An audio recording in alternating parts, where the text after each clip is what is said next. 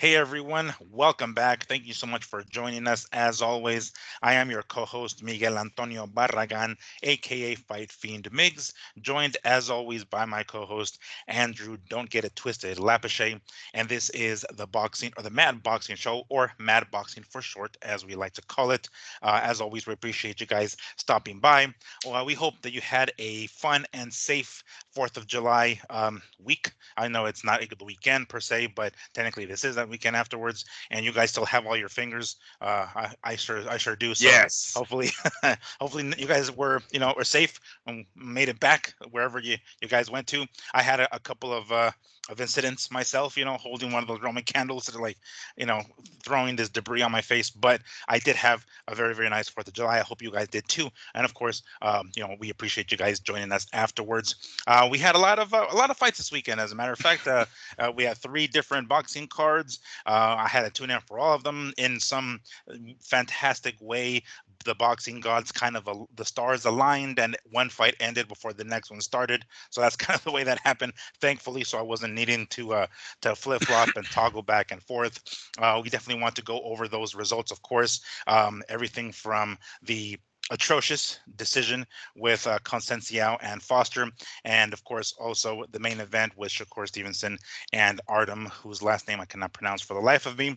That was on the ESPN Plus card. On the DAZN card, we have William Cepeda and Giovanni Cabrera, and then of course Nate Diaz and Jorge Masvidal. We're gonna go through all of those, of course, here momentarily. But before we get to that, Andrew, what's happening, dude? How was your 4th of July? Ah, did good. I rented one of those giant. I sent it to you, right? The giant slide pool Yeah, thing. yeah, yeah. Uh-huh. Yeah, I rented one for the kids. So they were supposed to drop it off on 4th of July in the Mhm, morning, right? mhm. Well, they call us on the 3rd. I was like, you guys want it early? We're wrapping up kind of fast today. We could drop it off right now.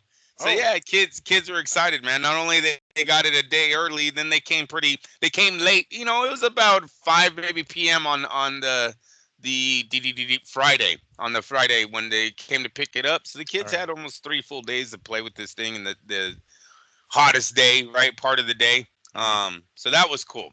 I told them we'll do this from now on. Every 4th of July, I'll try to rent one of those, or I'm not try. I will rent one of Mhm. those for them, at least until they get too old. Yeah. Even And, then, those are fun to fucking hop in. I've done that myself. I've played hey, that one. Yeah. me and Christina did. They say every time them little rugrats got out, I would run up Yeah. that ladder because I can't. They can't be in there when I'm coming down, bro. I don't know what's gonna happen at the Yeah. bottom. You know what I mean? Sometimes I make a nice entry. Sometimes I'm fucking like a whale just coming through. And then, yeah, then my knees hit my head one time off the wall. I like Oh, ricocheted and wasn't ready for it. yeah. Yeah, that hurt. That wasn't nice. Scraped my back. I'd never done it though. I had never Oh. done one of those slides before. That was my first time doing one of those. I don't think they had those when I was young. I was in the Well, 1980s. we had. I mean, we didn't have. I mean, I won't say we. I'm maybe 6 years younger than you, but we had like those slip and slides. Now those are kind of. I We mean, they're not had the slip inflatables, and but we had slide. those. That's right. That's what Yeah, we that's had. the closest. And But then we'd have and grass. Fucking. and if your parents were rich, you had the slip and slide with the pool attached to it, right? So Yeah, you went off the ramp. The yeah, poor kids just had to slip and slide through a fucking, and you went onto your grass or some yeah, shit. Came up all itchy, like, what the fuck? yeah. That was cool. Let me do that again. You went into the bushes of fucking rosemary bushes. You're like, fuck, got this rosemary seeds on you. Uh, or like, we had to open the damn fire hydrant. I didn't go that far, but we did the hose. We did the water hose for sure. We used the sprinkler. The ones where you just like hook it up to this a bunch of holes things, and it sprinkles. I mean, it's Yeah. basically a sprinkler system Yes. for your thing, right? That's what we use. We're like, oh, jump over this, guys. All right, that works. Some Uh, garbage bags and a yeah, sprinkler. yeah. We rake that shit. We're like garbage bag with holes, punch that bitch. We figured it out one way or another. I, and I then had. Yeah. and then I got hit by my neighbor too with a I don't know, Roman candle probably. I think that's what yeah, because he told me it was 5 shots and it was six, man. Sorry about that. I was like, I give a shit. It did hit me in the ankle pretty good though, fucker. A little burnt me pretty good. Oh So man, yeah, better I had. better me than the kids, bro. Bit of a Yeah, yeah. different reaction if it was the babies. But no, they're good guys. They put on the show every year for us. Oh, And this year, yeah, because they buy all the illegals, bro. That's what they oh, do. nice. But they got popped this year. That Oh, sucked dang. too. Yeah, Hey, you know what? definitely. I saw fucking drones over my freaking I where I did went. too. I was like, Yep. hold up, is this like the neighbors? Because I mean, because it's cool if I've seen people get their own drones and take pictures of the fireworks from top. That shit looks tight as fuck. But we're like, I don't know if that's what it is. And then one of my cousins, my brother-in-law's brother was like, hey, point the Roman candle at the fucking thing if it gets close enough. I was like, all right, cool. But it didn't That's get close right. enough, so I was like, all right, fair enough. But Hey, uh, my grandpa had a slingshot with the cherry bomb and took out a street light, bro. oh Fuck. damn. Yeah, he used to hunt with the slingshot on carp Oh at the shit. river. So Uh-huh. he was pretty good at that with that That that aim, huh? little, what do they call, wrist rocket? He go 3 times. On the third time, pow! Fucking knock a fish right out of water. One Oh time I damn. seen him do it from across the river, right? He Yeah. just watched the fish, they were swimming on top, and he Uh-huh. fucking knocked it right out of water. Oh shit, that's nice. Damn. But yeah, he took out the street light with the cherry bomb, so then it was all dark when we let off our fireworks. Oh, that's funny. Yeah. Back in the day. Yeah, right. When we can get away with that shit. Um, I had a fucking incident. My brother-in-law's brother has a kid, and the damn kid fell in the pool. He's like 3 years old. He's running around, right? And we're all watching him, right? And I happened to be standing up, but like sitting on the standing near a column of one of the like those. I don't forget what they're called, but the shade part in the back, like your porch, your backyard porch, and it's got the shade, right? I was like chilling there, and the fucking kid is running around the pool, and he trips over the candles that to keep the flies away because we have it inside like a little mason jar, and he like falls in slow motion. He's like huh huh huh huh, and he falls into the and he's 3 years old. He falls into the deep Right. side of the pool. One of his friends is nearby, so she jumps into action, and I'm like, oh shit, I'm the next closest person, and the kid is flailing, and she's trying to grab his arm, but they're like missing their arms because the kid is flailing, and then I'm like, oh shit, so then I jump into action. As soon as I get there, she catches his arm because he didn't sink, one arm, and then I catch the other arm, and we both pull him out at the same time. Got my knees all scraped up and banged up from jumping into action and shit. You know what I'm saying? It's like, fucking kid, quit running, That's goddammit. that was your good deed Yeah, though. That's I good. was. Pulled the kid out, and of course the kid's like, At like least you didn't get pull up. out your camera, bro. Hey, give you props on that, man. No, Jesus. there was no time for that. We needed to spring into action. I Yeah, needed no to save the doubt. life of friggin'.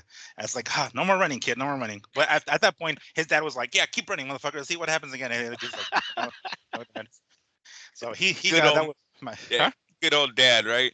Or your Yeah. mom. If you live through that, I'm gonna kill you. My mom said that one. Oh, she told my sister, if you commit suicide, I'll kill you. It's like, mom, I don't know. I don't know if that's not gonna work. Yeah, yeah. I'm not sure it works out. It works that way, You, mom. I don't know. you're I just don't. gonna be mad. But Yeah, that was exactly. funny. Geez. Well, I'm glad we all had a safe, to some degree, 4th of July, and we were able to make it back here to the show. Well, it was quite a weekend full of fights. Let's go ahead and get right into them because we have quite a bit to talk about. Let's see here. Which one should we start with first? You want to start with the Cepeda fight first, since that one's kind of the least controversial and the shortest, basically. Um, Yes. all right, we can get crack-a-lackin' with that. El Camarón, which is Spanish for the shrimp, William Cepeda came through with a third round, I believe, third round knockout. Technically, it's considered a knockout because he defeated Cabrera, who had to get down to one knee, had to take a knee from the body shots that he wasn't able to recover for, and didn't get up before the 10 count. So of course, that's considered a knockout. Cabrera is no easy task. That's He right. fought Pitbull Cruz, and that was difficult. He also gave what was it, Gabriel Flores. Defeated. He Yeah, Gabriel defeated Flores. Gabriel Cruz. Yeah, Gabriel Flores All Jr. right, Flores. Yeah. and dropped his ass. I think he broke him. I mean, Flores had lost before, of course, but still, it's just like, man, this dude comes out of nowhere. Sometimes you're like, oh shit. That's why when I saw him on the card against Pitbull Cruz, I was like, oh damn, that one's gonna be good. So. And now here he is against William Cepeda. Cepeda comes through fantastic with, passes the test with flying colors, and ends up with a third round knockout. This, if I'm not mistaken, even before this fight, Cepeda is the #1 ranked fighter in every sanctioning body. So all the 4 belts have him at #1. So he's going to get, his shot at somebody who's ever is willing to give him the opportunity, of course. But that means he's right in line, and I think this fight, I thought initially that he had Shakur Stevenson in his, focus, and he's like, all right, Shakur's fighting in July, I'll fight in July too, so we can kind of both sort of be on the same timeline. So by the time our next fight comes around, boom, we both fight, kind of thing. That's kind of what I was thinking. Afterwards, after the fight, he was interviewed in the ring, of course, and it sounded like he was going to go to I can't pronounce his name, Dennis Baranchik, the gentleman who upset Navarrete recently for a vacant belt, the WBO, if I'm not mistaken, lightweight title. So that's kind of what it sounds like. He says I might go in that direction. Okay, I'm fine with that as long as he collects a belt. But realistically, I think what he's trying to do is go after the guy who he might see as a sitting duck and says, okay, I'll take his belt. Boom. Now I have a little bit of leverage, a little bit of bargaining power. Now I got some metal, some hardware on me. Then I can go out and fight some of these other guys. But Andrew, you caught that fight. What did you think? Um, Listen, the guy goes 12 rounds, and I'm talking about Cabrera, right, Giovanni? Yeah. He goes 12 rounds with Pitbull Cruz. That's not easy, right? Pitbull Cruz is he's the pressure fighter. He's the guy with power, yada, yada, yada. Goes 12 rounds with them, loses a split decision. So it's not even a wide margin by Cruz winning this fight. Last night, he gets annihilated, bro. Look, he tried to come out on fire. Cepeda was like, oh, is that what we're doing? Hold on. Bink, bink, bink. And in 9 minutes or 8 minutes, because it doesn't even finish round 3, he's down. He's out. What is that? 27 knockouts out of like 31 victories, right? Defeats a guy like, look, we're always matching up doing when he fought him, this is what happened. Now he fought him. Well, bro, Isaac Cruz, I thought is the most exciting fighter in Mexico. Why aren't we talking about Cepeda versus Cruz today? Where's the civil war going to happen? Because that's what these two look like they're in line for now. With his record, yeah, I guess you got to get him a title. I don't think you need it, but I guess you got to get him one. Get him a title, and that's going to be a huge fight. Wherever they put him is a huge fight. But now that Cruz and him are sitting right next to this, Barrera Morales all over again, right? Like this could be a trilogy. This could be a thing of the classic for us, especially their styles. Cepeda's a total. And look, last night there wasn't too much. He meets them. He's got a great combinations. He meets fire with fire, and it's over in 3 rounds. There's not too much to talk about it. That's why I'm already looking at where he fights next. Picking up titles is cool, but he's 31-0. Why can't he just be the badass that fights Cruz right now? Why can't he just be the badass that fights Gervonta right now? Like, fuck the other titles from the weaker opponents. He's number 1 by every belt sanctioning body in the sport. Period. That's who you're fighting tonight. There's not another fucking guy in the fort they think is better than this dude in 4 fucking titles. That's who you're facing tonight. Let's run with that one. So I know they want to milk it. They want to milk us. They're going to get him a weak title and then get him a big fight. But with his record, bro, I think Cepeda's ready for whoever. At 31-0, he's not going to get any better. There's nothing to see here. Let's fight. You know what I mean? So I'm all in on him. Great performance last night. Did not expect him to walk through him the way he did. That was a real good showing. Because, I mean, even the Gabe Flores fight, Gabe was a big-time prospect. I know he never made it to Cepeda's level, but big prospect. He beats him. He turns around as a split decision with Cruz. Then you think he's kind of rolling, you know what I mean? And then he goes into this fight and fucking just gets annihilated. It's time to look at Cepeda as a legit contender for Gervonta Davis, I think, in that division also. We got to stop with the dream fights of Gervonta moving up. We already have Gervonta moving up. Let's have him clear out his division, first, and maybe starting with Cepeda as a title defense. And that's kind of what I was thinking, because the only reason I even brought up maybe Cepeda getting a belt first is everybody else is. I mean, he's kind of his own worst enemy. He's a dangerous fighter.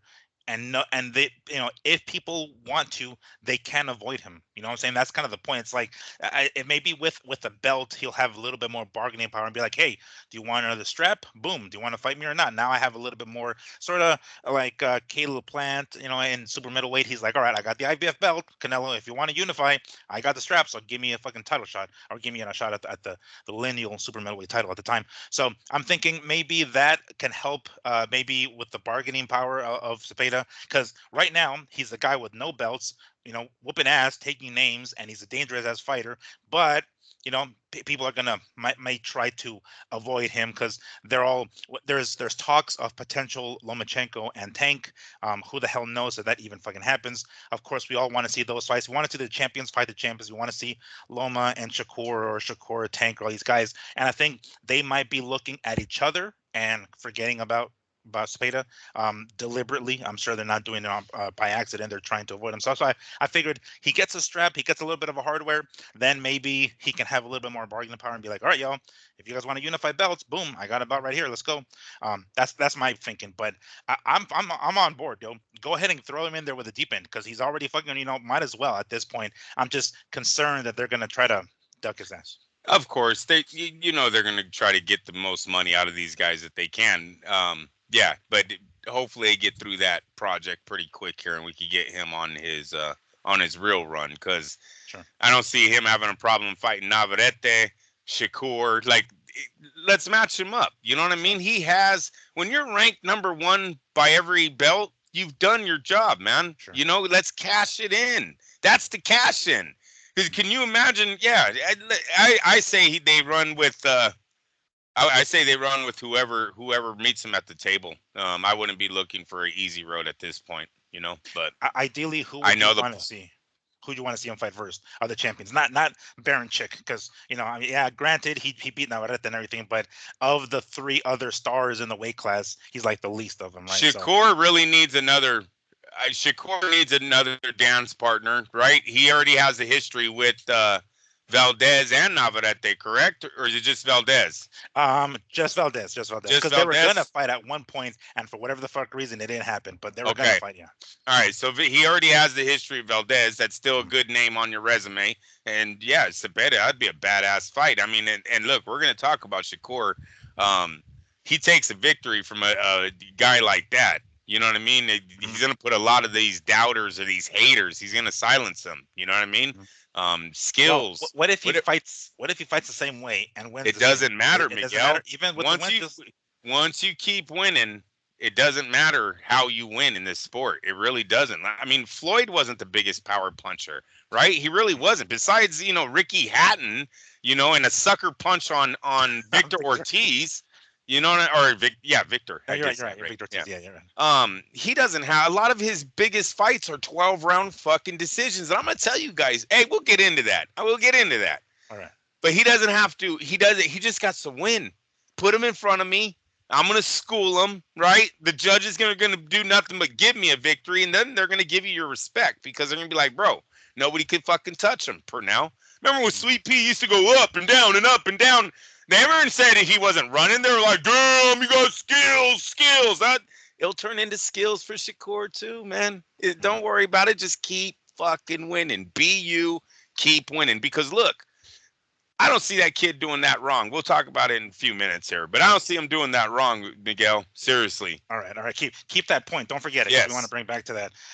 But that was a very, very fun, entertaining fight. My dad is absolutely driving the Cepeda hype train. He is fucking like, dude, he's all up on it. He's told me, he's like, that motherfucker beats Shakur. I'm like, Dad, relax. And he's like, no, watch. He's gonna beat it. I was like, all right, I would love for it to happen, Dad. Don't get me wrong, but let's be fucking real here. So he's all up on that shit, and he talks about what's his name too, and Pitbull Cruz. So he's a fan of those, obviously, because they're Mexican, of course, and they're obviously we're gonna support those dudes. And when you see these guys, they're just like, oh, we want them to get the spotlight, we want them to get these main event cards, and it was fun to see Cepeda.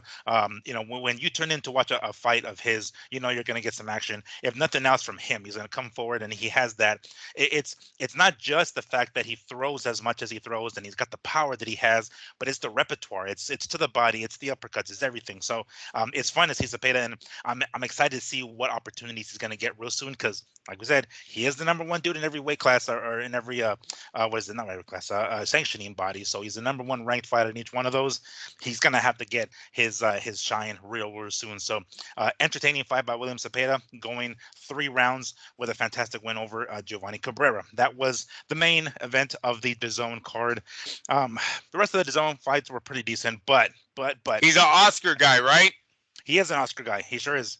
I can almost guarantee you he'll get the biggest fight first. That's what Oscar usually does, right? He fucks that all off. He's like, and we'll take whatever fucking things you have in the contract. I'll tell him not to do it, but we'll sign. Don't worry. It's like hydration clause. Yeah, sure. Why not? Just sign the fucking thing. I did it. You can do it too. You guys are pussies. Yeah. I was fighting. Sure, why not? I was fighting Chavez, and I was 21 years old. Yeah, and I beat his ass in Caesar's Palace. Yeah. Man. So, yeah, and we'll get into that momentarily because they asked them about Shakur, which we'll get into. But over on the ESPN card, there was a lot of very entertaining fights. It was the night of the 135ers, apparently, because everybody from Keyshawn Davis to Abdullah Mason, who were fighting on that same card, I believe they're all in and around that weight class. They did what they needed to do. They went in there and handled their business, kept their undefeated records, and they are the next guys in line, basically, the guys who were when we see the Shakur Stevensons of the world, these guys are coming up right behind him. So these are going to be eventually in his spot within a few years. So these are the guys that you want to look out after. The co-main event is the part that we want to get into right now with Oshaki Foster taking on Rafael Consanciao. I always pronounce his last name. But that was wow. Basically, Consanciao earned himself a split decision victory, winning the WBC Super Featherweight title, ripping it from Foster's hands in a fight that kind of looked a little one-sided. My dad was all aboard, by the way. He was like, fuck yeah, that's what the fuck you get. It wasn't a fight that he was loving. He's like, you're going to continue doing what you're finding. Like, you can't go in these fights and just play defense for as much as Oshaki did and think you're just going to come away with the decision. Well, according to Mark Kriegel's card, he had it like 11 rounds to 1 for Foster. So that was definitely should have been a landslide. And it turns out when we heard the first scorecard of, I think it was 116, 112 or whatever the fuck it was, 115, 113 for Consanciao, we're like, what the hell, right? and then they heard the other two. I was like, oh shit, what? And then my dad was rolling. He's like, Kriegel, how the fuck you like that card? And we're like, oh gosh, that was Do you ever see Kriegel when they're talking? He's just writing away on his little book, not giving a fuck of what anyone's saying on the podium. Have you ever seen that? I haven't, but I'm gonna have to notice that next time. Oh, bro, this is him all day. Right? I'm like, what? I think he did that during the fight. I'm sorry. I don't think he ever picked up his head, Miguel. 11-1, Miguel. That fight was not 11-1. I don't care how you have it at the end. And what I'm interested in that fight is the final 2 rounds. The final 2 rounds, because you know what? ESPN said it their freaking self. In round 11, they go, man, I wish Foster would fight more. We're getting down to these championship rounds. They say that during the round, meaning their guy's not winning round 11, right? And this is big. You need the last 2 rounds of the fight. Whatever happened to the De La Hoya punishment, right? Run for the last 2 rounds. You deserve to lose. You don't deserve this fight. Remember what they said that bullshit on Oscar Trinidad? Guy fucking boxes his ass off for 8 rounds. All of a sudden, you should lose it in the last 4. Well, Foster, in the last 2, I don't know if you won those last 2 rounds, and that's big, dude. That's fucking big, and I don't have a horse in this race. But when I watch rounds 11 and 12, I'm like, what the fuck is this kid doing? In round 12, he totally gives up. Bro, I wanted draw. Bring it back. I would have been okay with the draw. Yeah. Dude, Foster didn't outwork this young man, and he's younger than him. It's not a good thing when a 35-year-old who's lost 3 title shots already outworks you in your title defense. That's a big time negative for Foster and his team there. And I gotta say, Foster's team, I didn't hear too much of what was being said, but I know the fire wasn't under their young man's ass last night. Way too much Floyd Mayweather posturing going on in there. Let me tell you guys something. Floyd Mayweather got special treatment in a few of his fights. I'm going to bring up the Jose Luis Castillo fight. I'm going to bring up the Oscar De La Hoya fight. I'm going to bring up the Marcos Maidana fight. In these three one. fights, go ahead. The first one. Oh, yeah. The first Castillo and the first Maidana fight, yeah. In these three fights, Floyd gets outworked in all of them. You know what they're saying?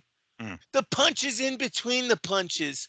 The harder, cleaner shots are happening by Floyd, and they have to say that because he's getting out hit, he's getting out punched. The other guy's coming forward. Floyd's just doing this. Every time the guy throws forward, he tries to throw two or back, but he's not out throwing the other. But they didn't care about that. It's Floyd fucking Mayweather. Look at the punches in between the punches. Look at how clean and effective his punches are, right? And look at his defense, right? Right. Yeah, that's exactly the defense. Foster got none of that. He thought he should get that. And if he was a money man, he probably would get that treatment. But you're not a money man. You have 2 defeats on your loss, kid. You have your father isn't an ex-fighter. Your uncle isn't the ex-champ, right? No, dude, you can't get outthrown 4-2 and expect to have a shot at the end, plus give up the final 2 rounds of this fucking fight, which I think are so big. I haven't seen the scorecard. You know, I'm a big fan of seeing the scorecard on our show. Want to see the scorecards on round 11 and fucking 12, because if he gave those up, a lot of men lose the fight at the last 2 rounds because these judges, sometimes they always have it close. That's what they do. Because it's the championship rounds that are supposed to decide it, right? Sometimes I think that's just the judges. They're building the fight up for drama at the end. That's how all these fighters should go in thinking about that. I need the last 4. All right. I have the scorecard. I mean, I'm looking for the scorecard because I saw it. I saw the scores. Nice. While you go talk about it, I'm gonna give you the scores real quick because I haven't actually seen the card. So okay. It is 116-112 for Consencio. Yes. 116-112 for Foster, and then 115-113 for Consencio. But go ahead. That's the one. That's the 115-113. Can you imagine if he gave up the final 2 rounds and that's the scorecard that took his title, bro? You gotta fight to the end. The fight is never yours. And ESPN is saying it themselves. You guys, I'm not talking shit. Go listen to the 11th round. They're pleading with the kid to fight more.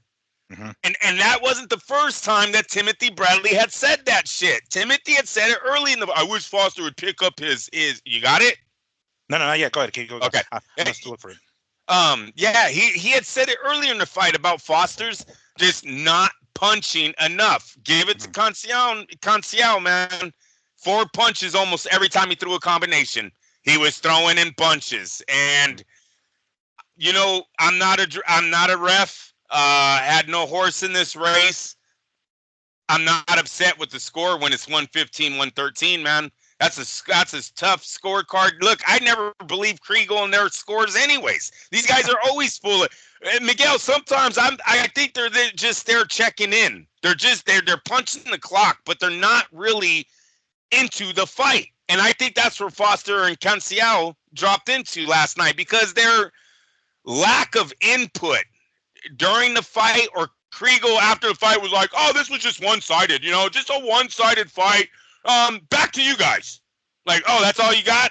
Oh, okay, 11-1, and it was one-sided. I think. All right, I found it. Let me see here. All right, here we go. The first judge, Anthony Lundy, let's see here, gave both the championship rounds, both the 11th and 12th to Consencio. Wow. Right.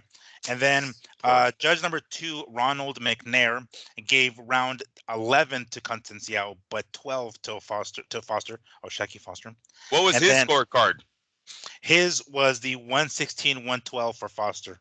Oh, wow. So, hey, you know what Bob Aaron would say? His scorecard was so fucked up, he had to give him the 12th round to make it look closer. That's what Bob would say on that one. And then the last judge, Paul Wallace, had it reversed. He had it round 11 for Foster, and then round 12 for Consencio. So in 2 of the judges' scorecards, round 12 went to Consencio. Yeah. Yep. And in one of them, he gave him both of them, right? Yeah, the first one with gave him both of them. So he takes the 12th round on all 3 cards, and that's a big problem, Foster. That is a big problem. I know you think you're ahead, but you don't want to lose these fights. And what about the 10th? Can we go into 10th and 9th? What are we looking at going into those? Let's say the All last right. four. That's four. Okay. So on the first judge, the one that gave it 116, 112 to Consencio, he gave round 9 to Foster, round 10 to Foster. He gave round 10, 11, I mean 11 and 12 to Consencio, but 9 and 10s he gave it to Foster. Judge number 2 gave round 9. Oh yeah, actually both those as well. Not 9 and 10 he gave them to Foster. And then the last judge was 1 and 1. He gave round 9 to Foster and 10 to Consencio. Man, Wow. very close fight. They just have it close, and those Yeah. scorecards are kind of close, man. It's Yeah. not like you really got someone who's out thinking outside the box there. You know, like, oh, he's just not even in line with these other guys. No. And look, people, it's a close fight. It's a close fight. One guy wasn't getting the treatment. Rematch it. Bring it back. But the way ESPN kind of dogged this dude who's been waiting this time, his whole life for this moment. You know what I mean? Just I don't Bradley know. was like ridiculous, absolutely ridiculous. Like, that's what the fuck happened when you play D from majority of the fight, bro. Like, I mean, come on now, it's he and mind you, Foster, and this was he gave a different reason, but in Foster's previous fight where he defended his title, it was close. He was getting beat, man, and he ended up stopping his opponent. I think in the 11th or some shit like that, but he ended up coming away with the title defense because he was able to stop his opponent, and he blamed it on a hurt hand or some shit like that. So whatever the fuck reason it was, it didn't look good in his last fight either. And then he comes in this one, and he says that after the fight, he's like, I thought it was a total fucking I pitched a no hitter kind of thing, right? A total like landslide. That's what he was saying in post fight. I wouldn't say that. I think there were a couple of times where it looked like he was just okay with just defending. Like he wasn't doing, and not to say that he didn't land. And mind you, it didn't look like Consencio punches were hurting Foster really. They were landing, yes, and maybe every so often here they would like snap his head back, but it never looked like Foster was ever hurt. By that same token, Consencio either. He did get hit with a couple of pretty solid uppercuts, and it wasn't like he was ever stunned. But I don't like seeing this. Like, if you can take the dude out, take the dude out. If you're saying you can, go ahead and do so. Don't. And I know it's a common trope in boxing. It's like, don't let it go to the decision. It's not like they can't help it anytime. Sometimes they just can't, and they have to go to the decision. But if you're far better than your 34-year-old fucking opponent, 35-year-old, right. this is where it shows up. I'm saying? This is a guy who's a veteran, who's an Olympian. I'm not sure what medal he medaled, but this guy is a guy towards the latter part of his career, and he's put in here to give you, a challenge. And if you can take this dude out, take him out. But it seemed like Foster he was content with winning the points. You do not hear ESPN say, what a shot by Foster. Oh, Foster has him. Foster, back goes Consencio. There's none of this, bro. You know what you hear them saying? Miss. He's missing all those. Miss, block, miss. Like they were hella trying to make it seem like he was, and maybe he is doing something, but what the judges are seeing, you guys, is one guy throwing a bunch of punches and the other guy not throwing punches. That's what they're seeing. Moving forward, yes. And so, it's a close fight. The scorecards were close. Dude, it seems to me Foster was 3 minutes away from keeping his title. That's what fucked him. He loses on all three cards the 12th round. He needed to fight through, and he would have been the champ again today. So just work on that. And because, Miguel, I was totally mind blown by this controversial, what they were saying, decision. The internet blows up, right? Oh, this is bullshit. It's a robbery. Yeah. Yeah, and it's like, how does Bob Arum benefit from a guy who's fought for the title 4 times before winning one, being the winner of this fight? How do you benefit? You're not taking this dude back to Brazil on some grand freaking tour or title defense. You know what I mean? Like he is a journeyman that's already been used by all of Bob Arum's champions, basically. Yeah. What, is he going to rematch one of these? I mean, maybe Navarrete, because it was a draw. They can go back to that one. I just don't see Bob going, we need to take the title from Foster tonight. Like, I don't see that. Let me throw this curveball at you here, right? Because whenever we see these odd things happening, it could just be coincidence. It could just be That's chance. right. But let me put on my tinfoil hat real quick, and let me see what do you think of this. While you answer it, I'm gonna go turn on my light because it's getting dark as fucking here. But what do you think? Would this? How can I word it? Could this have been a message to Shakur saying, look what happens, this shit right here, where you play it safe and lame ass rounds and stuff like that. These judges are not going to give you those fucking rounds, Shakur. So you better fucking do something, Shakur. So could that have been Aram Top Rank saying like, let's make an example of this son of a bitch, so Shakur can be like, put the pedal to the metal. All right, let me turn on the I'm all right. Yeah, it could be. It could be that. I also thought that maybe it was Foster's last fight, but no. During the telecast, they told us he was going to have a fight, another fight under Top Rank. So his contract isn't up. So I could not put my finger on something that would benefit. I could not put my finger on anything that would benefit Top Rank for making this kind of a decision. It did nothing for either fighter. One guy has already been used by Top Rank. The other guy had 2 defeats. Now he has 3. You know what I mean? Foster is now, and he's in his 30s, isn't he? He's not 35, but I believe he's 30, bro. Like he's a late bloomer himself. mic. Giving him another loss did nothing to up his market for anybody around him. Oh, he's 30. He turned 30. He's gonna be 31 in September. There you go. So he's even older. Yeah, no. Yeah, I don't know. I don't think Bob Arum had his hands in this one. I think this was just a 12th round that he didn't win and a very close fight, man. And honestly, just because everyone around you and Kriegel, who's not a fucking judge, who's never been in a fight, who I see doing this way too much while everyone else is talking about the fight. Like, bro, he's not picking up his head. And I don't know what he's doing during the fight, if he's writing down questions, trying to get ready for – because that's what he's probably doing, right? I know I'm not trying to be a dick. He's probably writing questions. He's not drawing or he's doing tic-tac-toe against himself. Doodling, just kind of like – yeah. No. Drawing penises. What was that movie? Remember that movie where the kid? What was it called? All I want to do is draw penises. Yeah. Fuck, I forgot which one it was, but yeah, I know what you're talking about because I remember seeing that shit.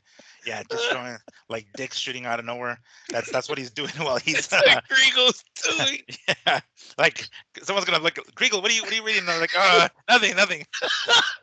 You're writing there, buddy. Like I'm just doing questions. Oh shit. But yeah, but I mean, yeah, I'm sure that's. I'm sure he's taking notes. So talking about stuff that he's gonna ask during the interview. I'm sure, but sometimes and that's oddly, it's one of the reasons why I don't like to eat while I'm watching fights. I mean, the main event, because I look down to get something. I'm like, oh fuck, what I miss? I Right. miss stuff like that. Right. So I'll try to. This is my fat ass fucking like trying to make it fit into the damn fights. I watch the fights after I'm eating. Like I'll order whatever I got to order, pizza, whatever the hell, right? And I'm eating during the undercard or whatever. Then by the time the main event comes, because sometimes the main event has you on the edge of your seat, and you don't want to have a fucking humongous ass belly. So while you're eating, so I'm like, I eat, boom, let it settle, and then I watch the main event because I know if I look down at my fucking chow mein, I'm gonna miss what the hell I'm watching. You know what I'm saying? So I can't be looking at that shit, and that does happen. And I know I can imagine Kriegel looking down to take notes or whatever the fuck he's doing, and then missing the following few seconds of action. So yeah, I know that does tend to happen, man. But I'm seeing a lot of people on the internet comments talking about a robbery this and a robbery that. I wouldn't say that. I would have been okay with a draw, maybe not giving the actual win to Consencio, but regardless, he got himself a victory after like his 4th try at a world title. They asked these fighters after the fight what could be next, specifically Foster, and he's like, let's run it back. You know what I'm saying? So he can see he felt defeated, because of the decision, and he was like scratching his head at the end of the fight, like what the hell? And it seemed at first it's almost like he just couldn't really comprehend that he just fucking lost his fight.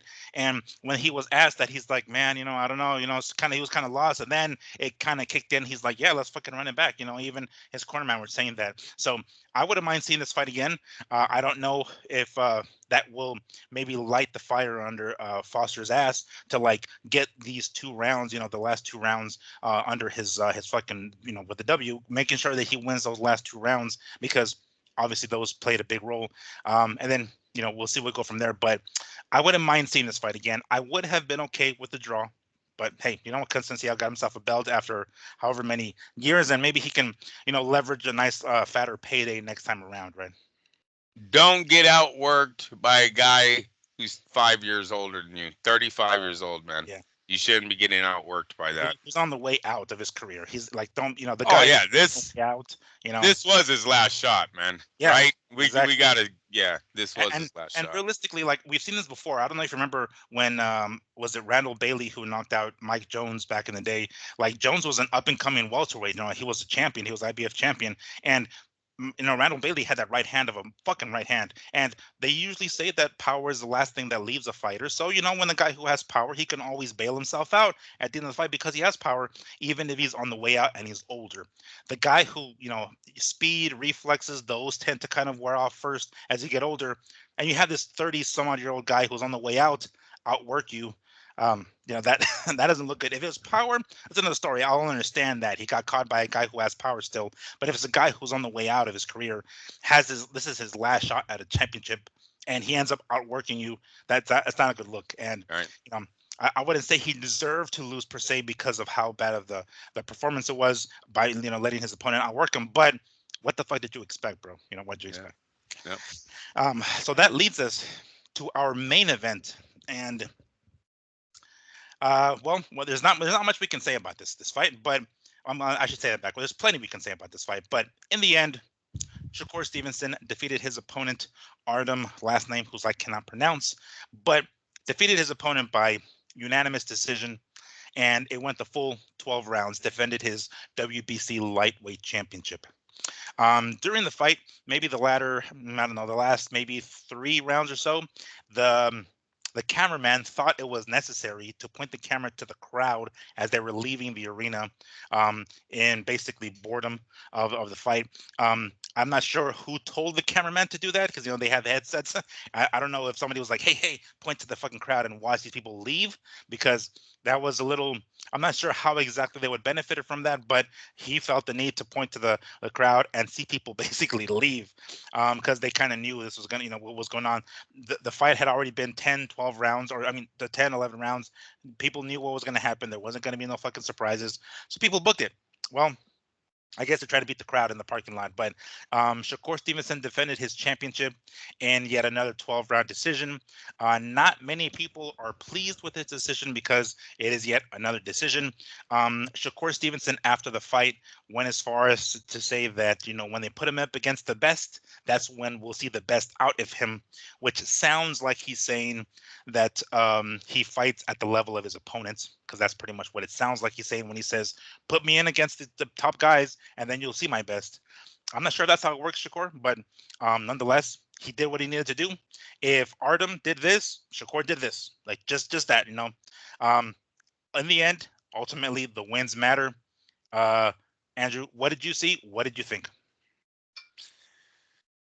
I see that Top Rank and Shakur, it seems like the relationship's coming to an end, and I think that's why Top Rank informed the producer to show the fans walking out at the end, because why not? ESPN had an interview of Shakur saying the only reason why he's not a superstar is because it's the company he's with.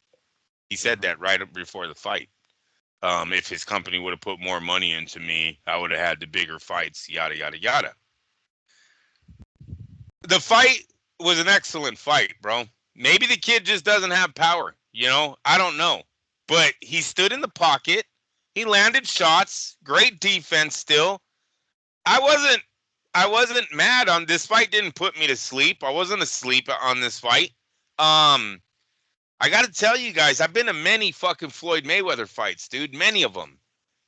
You think everyone was there when the 12th bell rang on Carlos Baldomir? No.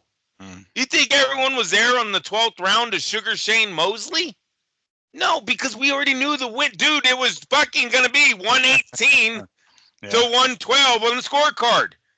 They were, bro, I swear to God, the white, I would say the white men in suits. Look at me, asshole. Don't be racist. You had to include that, didn't you? Yeah, I know, right? All the rich people. There you go, the big wigs. There you go. The MVPs, bro. All right, yeah. They were all out of there.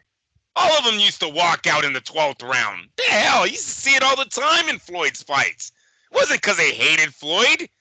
Their guy won. It's time to go. That's it. That's all that happened last night. They don't hate. You don't think they knew Shakur is a 12-round guy, and this dude is known for his defense, not his offense, right? I don't think his fans are mad at him. I think Shakur just needs to keep winning.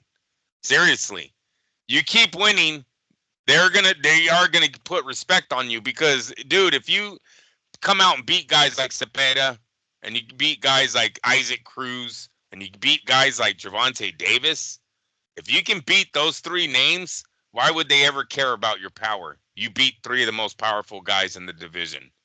They wouldn't. Out of his last 8 fights, 2 were TKOs. The rest were all decision. Yeah, no, I know. No, and he was looking for a knockout last night. To me, he kind of tried. He was in the pocket a lot more. Yeah. Right. And there were a couple of times, as a matter of fact, I think, who was it? Joe Tessitore might have been the one who mentioned it, but there were a couple of times in the early rounds, I think the 4th and 5th, maybe the 6th, where Shakur was walking back to his corner at the end of the round, and he was telling his corner, like, relax, I'm gonna take him out. I'm gonna take him out. And I think either it was Tessitore or somebody who said, I can read his lips, and said, like, it looks like he's telling his corner, I can take this guy out. So I was like, all right, cool.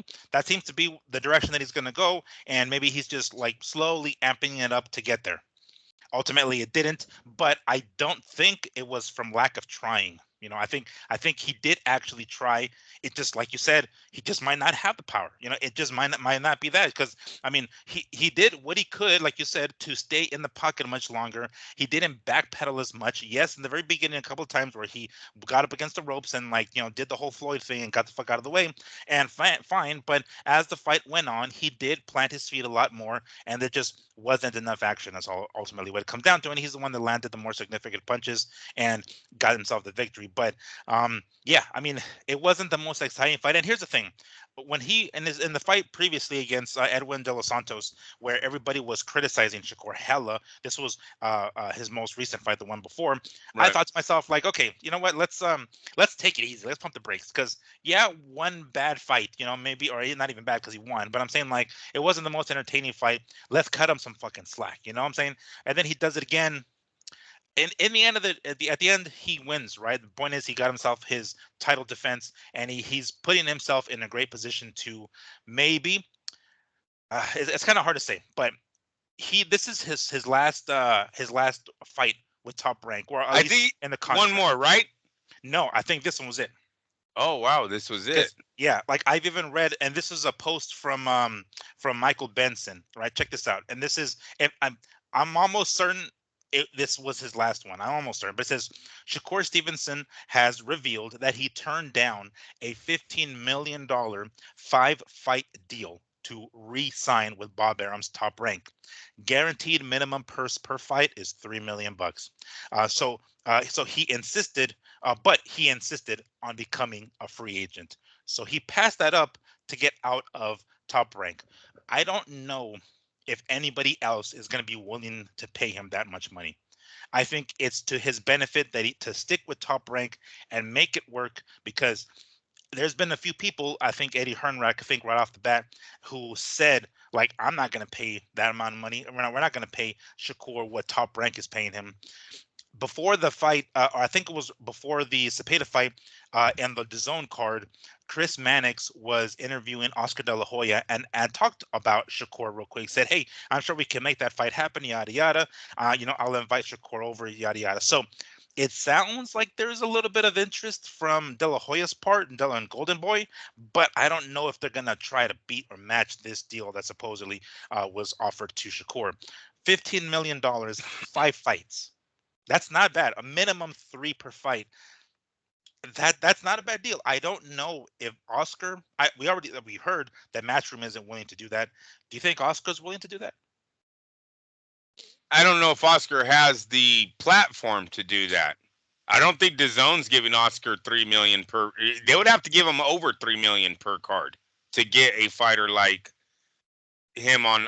Bro, I guess they got ticket sales, right? They can still pay him with ticket sales too, but they would need a significant amount from DAZN to get Shakur on there.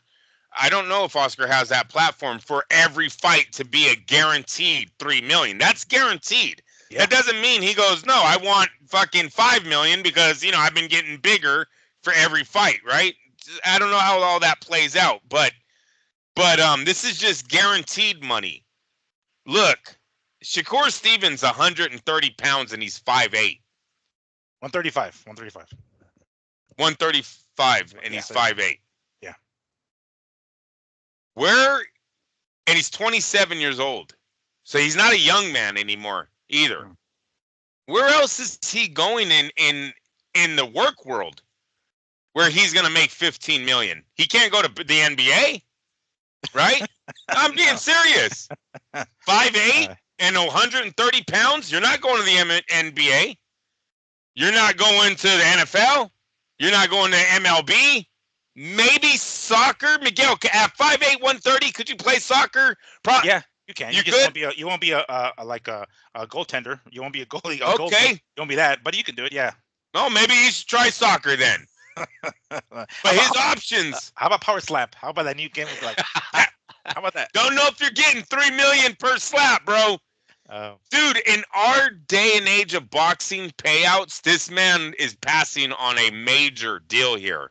Major. That 15 million guaranteed, Shakur, when on the pay-per-view numbers that we're getting back, we got platforms that only work off of pay-per-view, dude. And they're not getting a lot of buys. No way do I pass on this fucking deal. I'm sorry. And I just confirmed, yes, this actually was his last fight with Top Rank. All right. So it's either he's lucky Top Rank didn't burn him. He's lucky they didn't burn him. Yeah, right. That's what I'm saying. Like, it's almost and I don't want to completely absolve Stevenson of responsibility with his fight yesterday, but there's a saying in boxing is like you win this one, you look good on the next one. I think this is one of the ones where like it's his last fight with Top Rank. Let me ensure that I fucking win. Let me not risk anything. It's my last fight with Top Rank. I still got my WBC belt. I still got my undefeated record. I have some bargaining power when I go out. Who the fuck is there, willing to pay that amount? I don't know, but yeah. If I'm not mistaken, well, according to what I'm reading here, this was his last fight with Top Rank. Go ahead. Miguel, he needs ESPN. Look, we need to stop acting like Al Heyman and Prime is the answer. They're not the answer, man. Motherfuckers aren't even giving the real numbers on Tank. So Stevenson being like, no, I'm just going to go fight Tank on pay-per-view. That doesn't mean shit. That is not a guarantee that we're making money. You need ESPN to push this sport on the fucking casuals, man. You really do. We really do. Boxing really does. You guys don't understand. HBO used to have Spider-Man play before one of our fights, and we had 3 million homes watching Spider-Man, 1 million watching the fight because of the 3 million that were watching Spider-Man. You see how that works? Mm-hmm. We got motherfuckers falling asleep on Spider-Man that were good. They run into the boxing show. Bam, we get their viewership because of it. We're not getting that anymore. Now we're asking the diehards to fund this sport. And guess what? It ain't the diehards don't add up to the casuals that were feeding HBO all that money. Every month they were paying a fee, then they would break a little bit off to us. We're not getting that. No, Shakur is fucking crazy. I'm just talking shit right now. But I agree with you though, because 3 million guaranteed, bro. Yeah, if we're gonna need the casuals to tune in, they're not gonna tune into no fucking fight like that. Like the way he fought last night against Artem. No fucking way. You know what I'm saying? And I don't know there's going to be, because De La Hoya did mention it afterwards. He was being interviewed by Chris Mannix, and he did mention it. Yeah, I'll invite him over, and we'll do, or actually, I think it was like jokingly between him and Chris Mannix. But nonetheless, they were interested in making a Cepeda fight. That's what he said. Although Cepeda didn't actually say it, after the fight per se. He immediately went to Baranchik. But I don't know. Like, I don't, man, I don't know who's in Shakur's ear, but it would be to his benefit to stick with Top Rank for whatever the fuck reason. Because everybody, we get it. This happens a lot. You're gonna get in disputes with your promoter. It happened with Oscar and Top Rank, and Floyd and Top Rank, and Mikey Garcia, and everybody fucking else. I get it. It happens, right? Hell, De La Hoya and Canelo, and it happens all the damn time. So it's not like it's new, but if we're gonna try to make it work, I don't see him being able to make it work with anybody else, other than Top Rank. And Top Rank is kind of the place to be. It's kind of like that they're the guys that have that find the talent. It's almost like they're the ones that are so good at being able to scout out the talents. And as we saw last night with Keyshawn Davis and also Abdullah Mason in the undercard. But it's like, those are the places that you go when you're the hot shit. And unless he's going to Saudi, dude. Unless he's already gotten a phone call from, and I told you about this happening. Maybe he's already been in contact with Mr. Ali Sheikh over there on a plane ride right now to sign a $5 million deal because there's a future with him.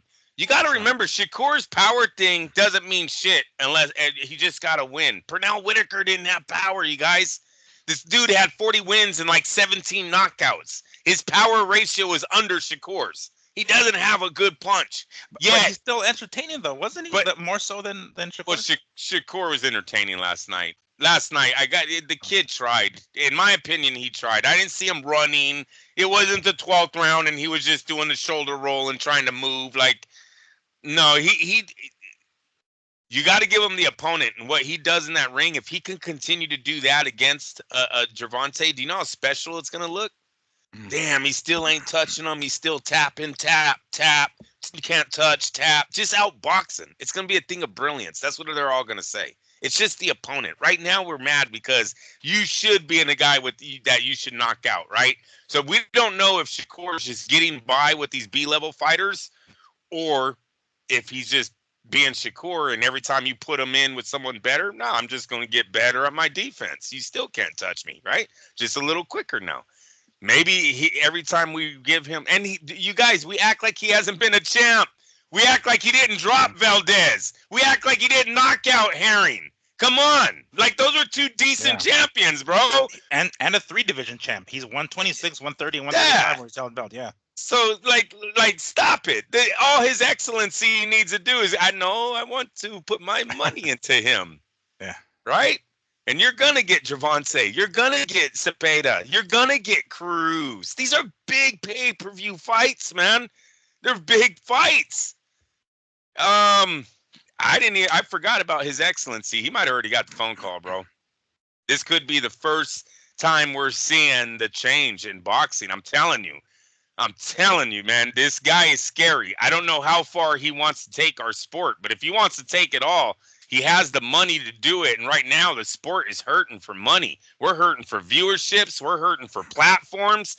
Prime isn't a real platform, dude, if they're not giving guaranteed purses. And they still don't have a fucking fight schedule, FYI. Yeah. There's still no fight schedule on BBC. We haven't heard shit about that. Yeah. So he has a future. If I am, hey, Miguel, if you're looking to make a face of your new promotional company, why not the 27-year-old who can't get touched? He's already an American badass. He's a 3-division champ, right? He's already beaten a few Mexicans. We all know that's a big rivalry in the sport. He has a resume with them already. You got a few Mexicans out there that are badasses. Yeah. You can link that up. Mm-hmm. And then even Navarrete, even if he did a title defense against Navarrete, I think that one sells. I don't know if it's a pay-per-view freaking big fight, but it's definitely going to sell amongst ESPN, all that. They're going to get viewerships on that fight, in my opinion. If I'm Gervonta, if I'm Al Heyman, if I'm Matchroom, I'm asking him to stay with ESPN. We need ESPN. Last thing we need is ESPN to go, you know what, Bob? You kind of don't got anything anymore, do you? Tyson Fury seems to be fighting with Ali Sheikh now, right? He's always doing their pay-per-views. He's not coming back to us. Like, we don't want that happening either. I'm glad Keyshawn looks especially as he does. Look, last night, I'm going to tell you, Shakur reminds me of Pernell, and Keyshawn Davis reminds me of Terrence Crawford. Shout out to Bo Mack. You look like you're producing motherfuckers out there. Like, Bo Mack looks like the real deal. If he could get this Keyshawn kid on the pound-for-pound ranking. We need American trainers, dude. Bo Mack, I wish you'd get in better shape. Love you to death. I just wish you get, because we need you, man. We need to keep it around a little bit longer, buddy. Hey, it's going to affect it's been affecting our Olympics, right? It's been affecting the Olympics. We got a bunch of dad. Every time they talk about Olympic stories, it's someone's dad was over there, dude. Seriously. It's Angel Garcia's dad. It's Ryan Garcia's dad. It's Bill Hain. Like, it's like dad there. Oh, I was there. I remember. It's like, where are the trainers, man? Yeah. Where's the Emmanuel Stewarts and the Teddy Atlases training these kids and the Bomacs, it seems, Because, dude, Keyshawn looked badass last night. I'm just giving him his props real fast because it was things special. He broke that dude physically and mentally. He didn't get the knockout because he's still young and trying to put it all together, in my opinion. But the pieces are starting to come in. The way he's trading punches, the high to low, the counter shots. He reminds me a lot of Terrence Crawford. I was like, oh boy, got another one coming, right? So, and he's in a hot division, right? So yeah, I love that part. So last night, I felt like I was watching the next coming of Terrence and the next coming of Pernell, and that's not a bad thing for American boxing.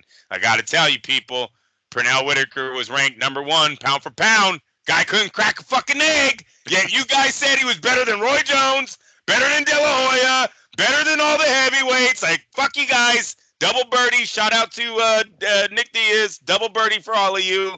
Right? Haters. Stop being haters. Just let the kid win.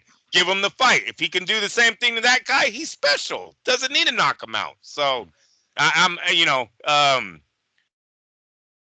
yeah, I don't. Pernell never knocked out one known fighter. Not one. If you look at his record, bro, Azuma Nelson, Roger Mayweather, Greg Haugen, Julio Cesar Chavez, all of them. Buddy McGirt twice. All of them. They're all 12-round decisions. There are no knockouts. Yeah. Yet we call them the best in the world. Get off Shakur's nuts. Stop it. Stop it. So ideally, let's go down this rabbit hole. Let's say, for the sake of argument, he has His Excellency on speed dial, right? Yeah, he's potentially. He brings them over, says, fuck Top Rank. We'll figure out. Because realistically, as of right now, and I'm trying to think of another example, but as of right now, what we've seen so far, there's a strong connection between Matchroom, Eddie Hearn, and His Excellency. Right. A lot there, right?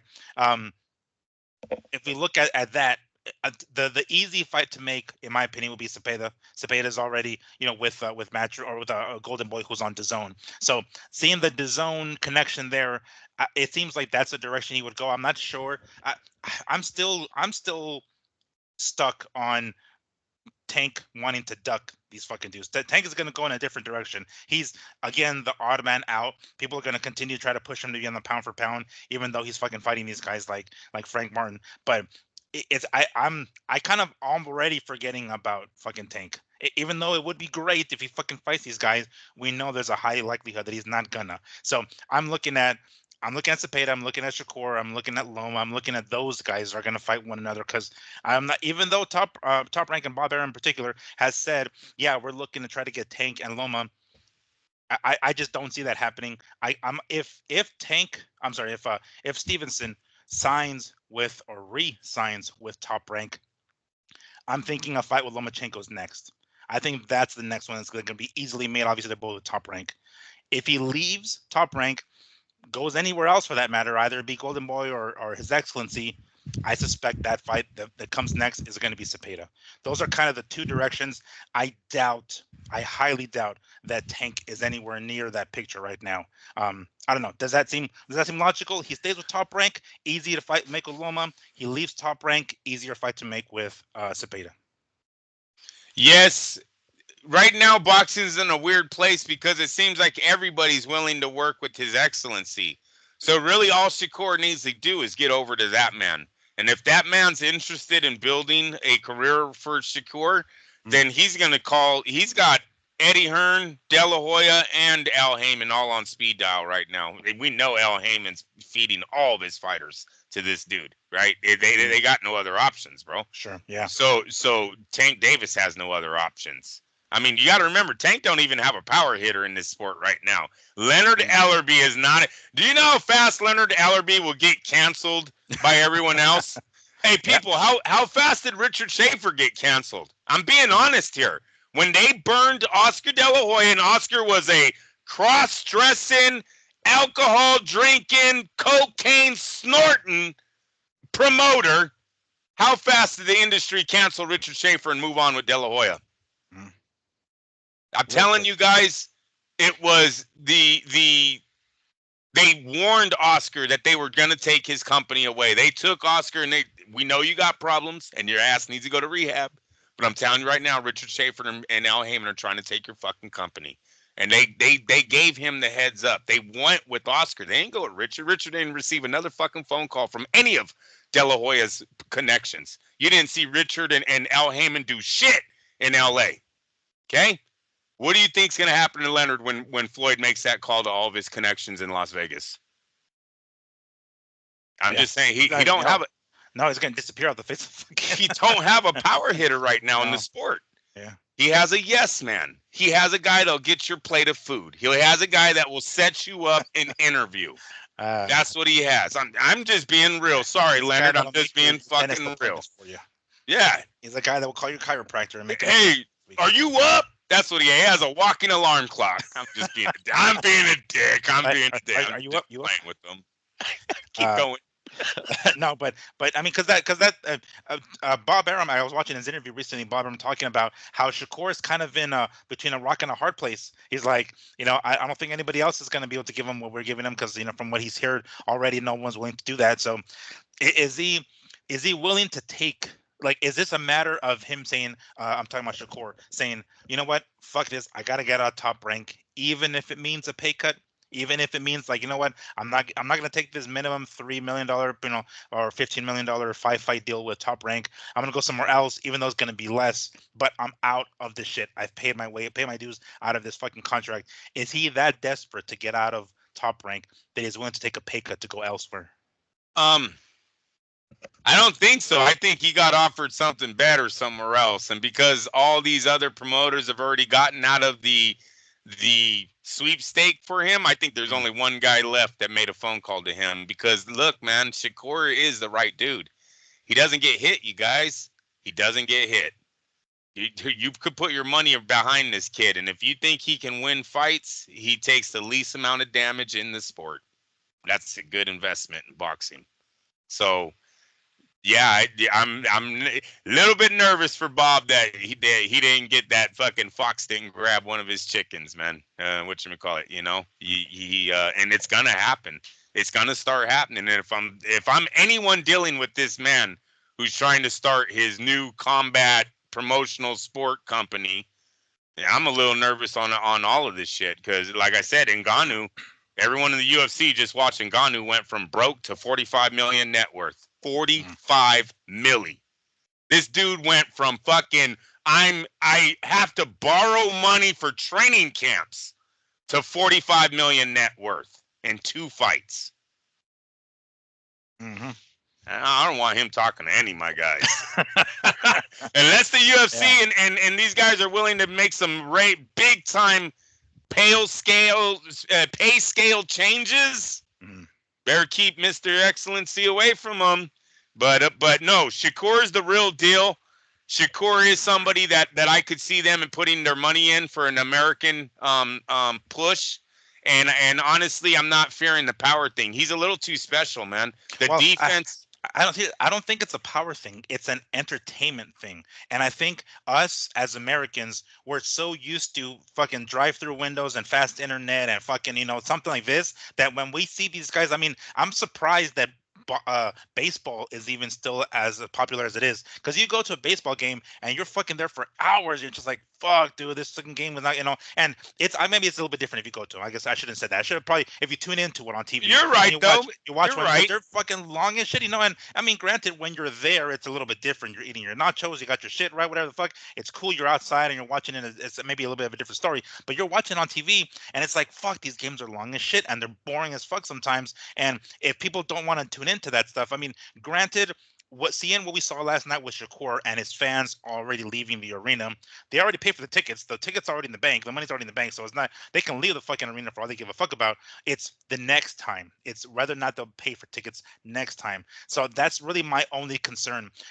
these guys, His Excellency, who are willing to pay top money to get these guys to come over to Saudi Arabia.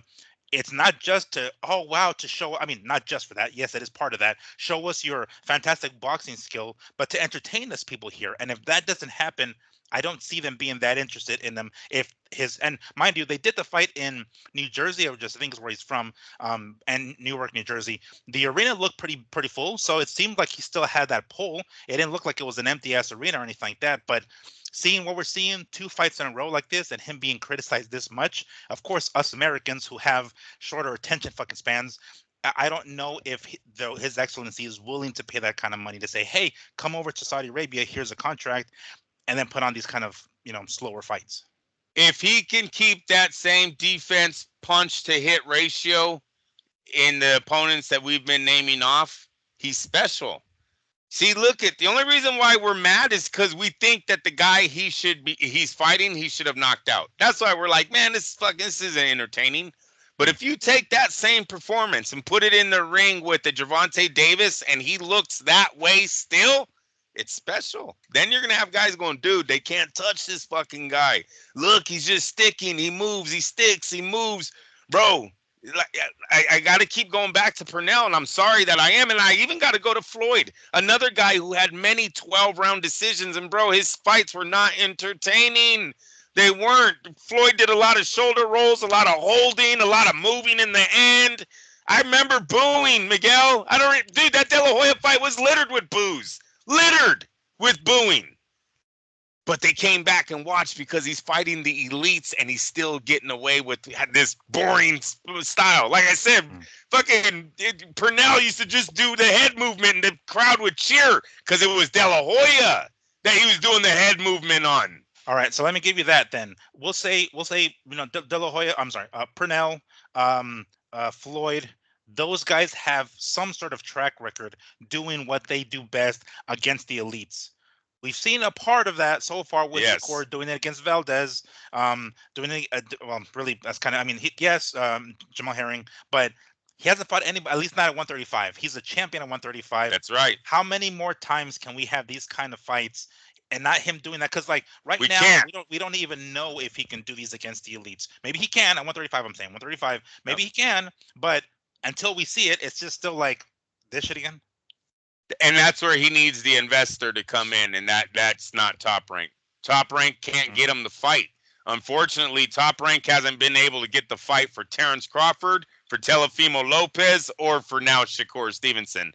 And let's not forget Edgar Berlanga, also another guy who just said they weren't getting him the fights that he wanted, right? Edward Berlanga is right now in talks with Saul Alvarez. He's one of the final guys we'll talk about that a little bit later on. Yeah, that's kind of it's between him and a couple of people, but we can talk about that a little bit.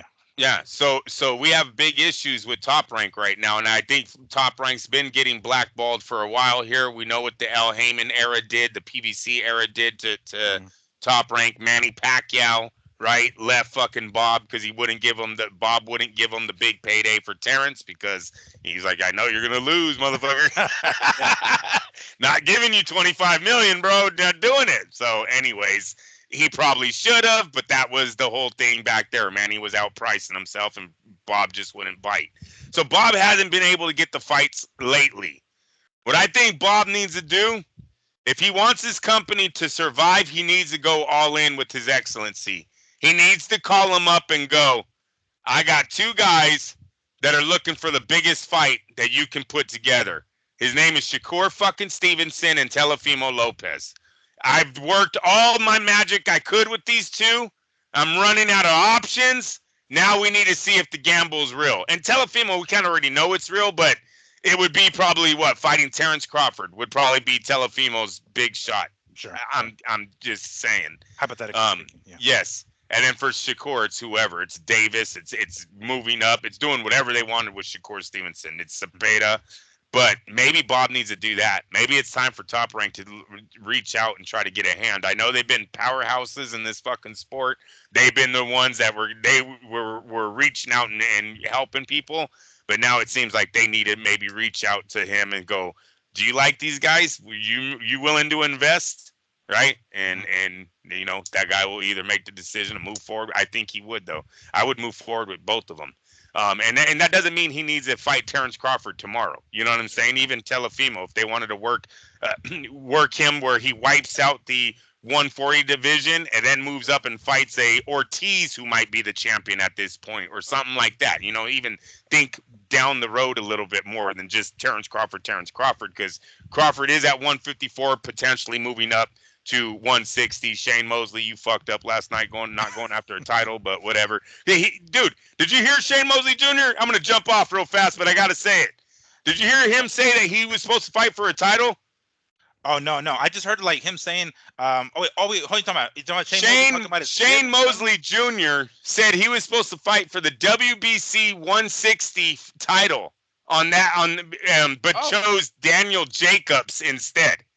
Yeah. What? Okay, hold on. After the fight, he straight up said that he's potentially going after Lara for his belt. I don't remember him saying anything about WBC. Lara is what he said after. This was at the Wednesday press conference, the final press conference, whatever they have on them. He said he was supposed to fight for the WBC title, but who passes on Daniel Jacobs? Let me ask you guys. Do you guys know? I think it's Carlos Adames. Adames, something like that. Adames. Yeah. He goes, Carlos Adames or Daniel Jacobs, and I screamed to the TV, I know what the WBC champ is, you stupid fuck. Oh my God, talk about being like your daddy. What the fuck? Who makes the decisions in this family, bro? Hey, you don't think Terrence would have called him immediately after beating whoever Mazadov, whoever the fuck that is, 10-0 guy at 154? You don't think they would have immediately called Sugar Shane Mosley Jr. for that WBC strap? Oh my God. The decisions these people, and I don't know if it's real. You guys can look at it. It's on YouTube. The kid literally said, he's like, who knows? Do you know Carlos Adames or fucking Daniel Jacobs, who hasn't fought in 2.5 years, Miguel? 2.5 years. He chose him. He looked bad. He looked so bad. Oh, dude, he couldn't move. Yeah, he couldn't move. Dude. You could see his eyes get big every time he got hit. He knew it was coming. Oh, bam. Oh, bam. It was like, oh, he's fucking old. He can't move. He could see he knew the punches were coming, though, poor guy. It's the same reality they all get. You know what I mean? They go, I seen it, but I'm not moving. Yeah, the reaction time doesn't, The connection between you seeing it and the reaction time is like, no. My dad would tell me that shit about Chavez too. He's like, he'd do that like double fucking, shot. It's just like, oh shit, we can't do that shit no more. You know what I'm saying? It's like, that's not how it works. The punch is coming, or you see an opportunity, and you're like, oh, react, and then you react and he blocks it, like fuck, like damn, just that reaction time is one of the things that goes away quicker. Damn. All right, well. I don't know. I was trying to think outside the box with Shakur a little bit to see how, because I don't know. I mean, like, first off, like you said, props to Bomac for the work that he's doing. Definitely need to have him to the forefront, and please get in shape. We need you a little bit around longer, my friend. Need you here, man. We need to help you continue to help these American fighters, continue to flourish. But overall, the card was okay. It was fun. I was more entertained with the co-main event, but regardless, it was a pretty decent card on ESPN Plus. There was a lot of talent. That's what I see. Right. Yeah, a lot of talent. There was a lot of talent on that card. The co-main event kind of took away from it because it was controversial and ESPN was losing their fucking mind. But what Davis showed and what Shakur showed, there is still a whole lot of potential there.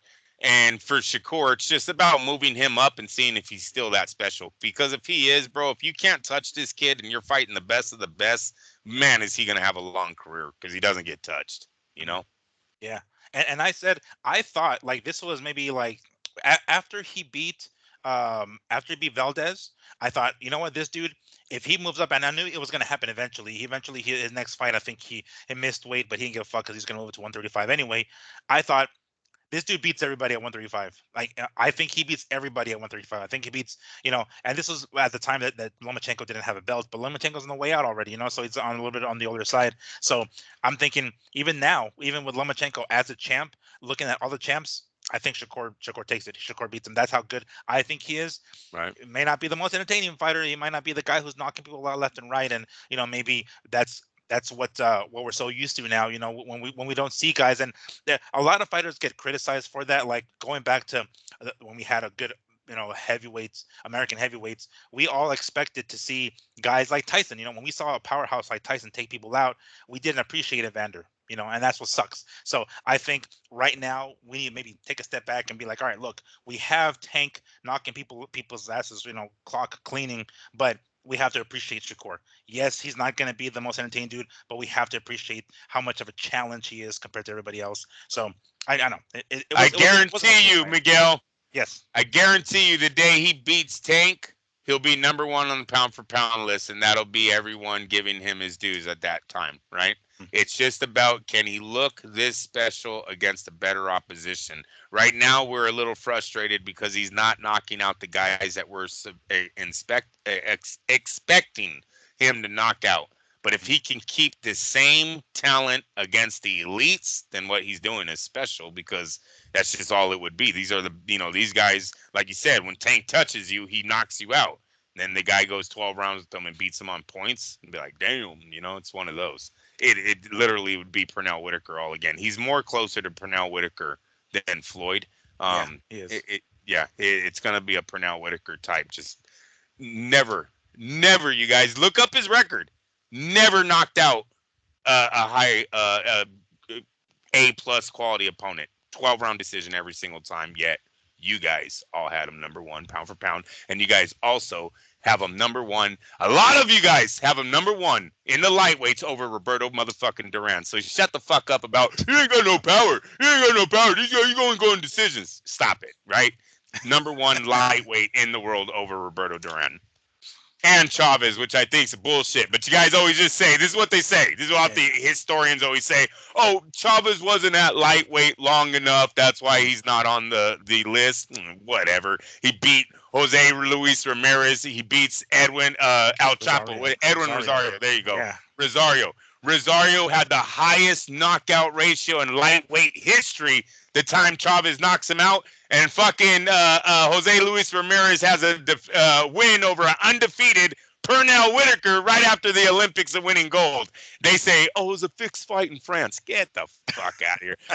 Hey, Miguel, when do the Mexicans ever get the fixed fight? Get the hell out of here. No, that foreigner got the fixed fight. You see how they robbed that American? Get out of here. No way.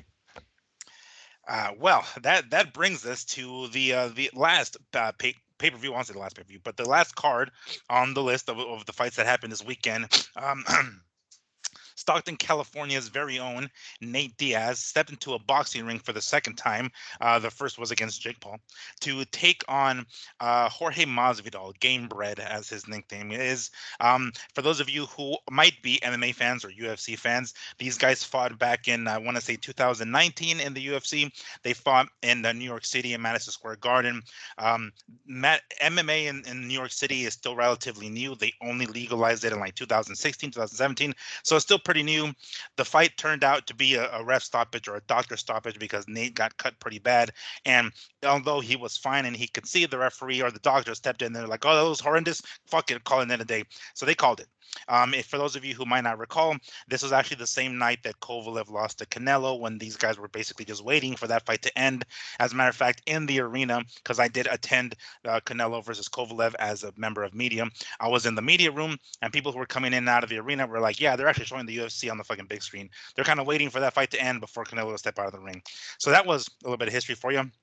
This is technically a rematch between Diaz and Masvidal, fighting at whatever fucking weight class. I think they said light heavyweight, which is 175. So they're going to have a rematch, but in a boxing ring, of course, which took place last night. Fan Mio pay-per-view was the people who were providing, who were, I don't know, the distributors. I don't know. I've never heard of Fan Mio, but Fan Mio pay-per-view was all over the fucking place. Mauro Ranallo, who is used to be a PBC/Showtime commentator, was there. There was a couple of people there. Sean Porter.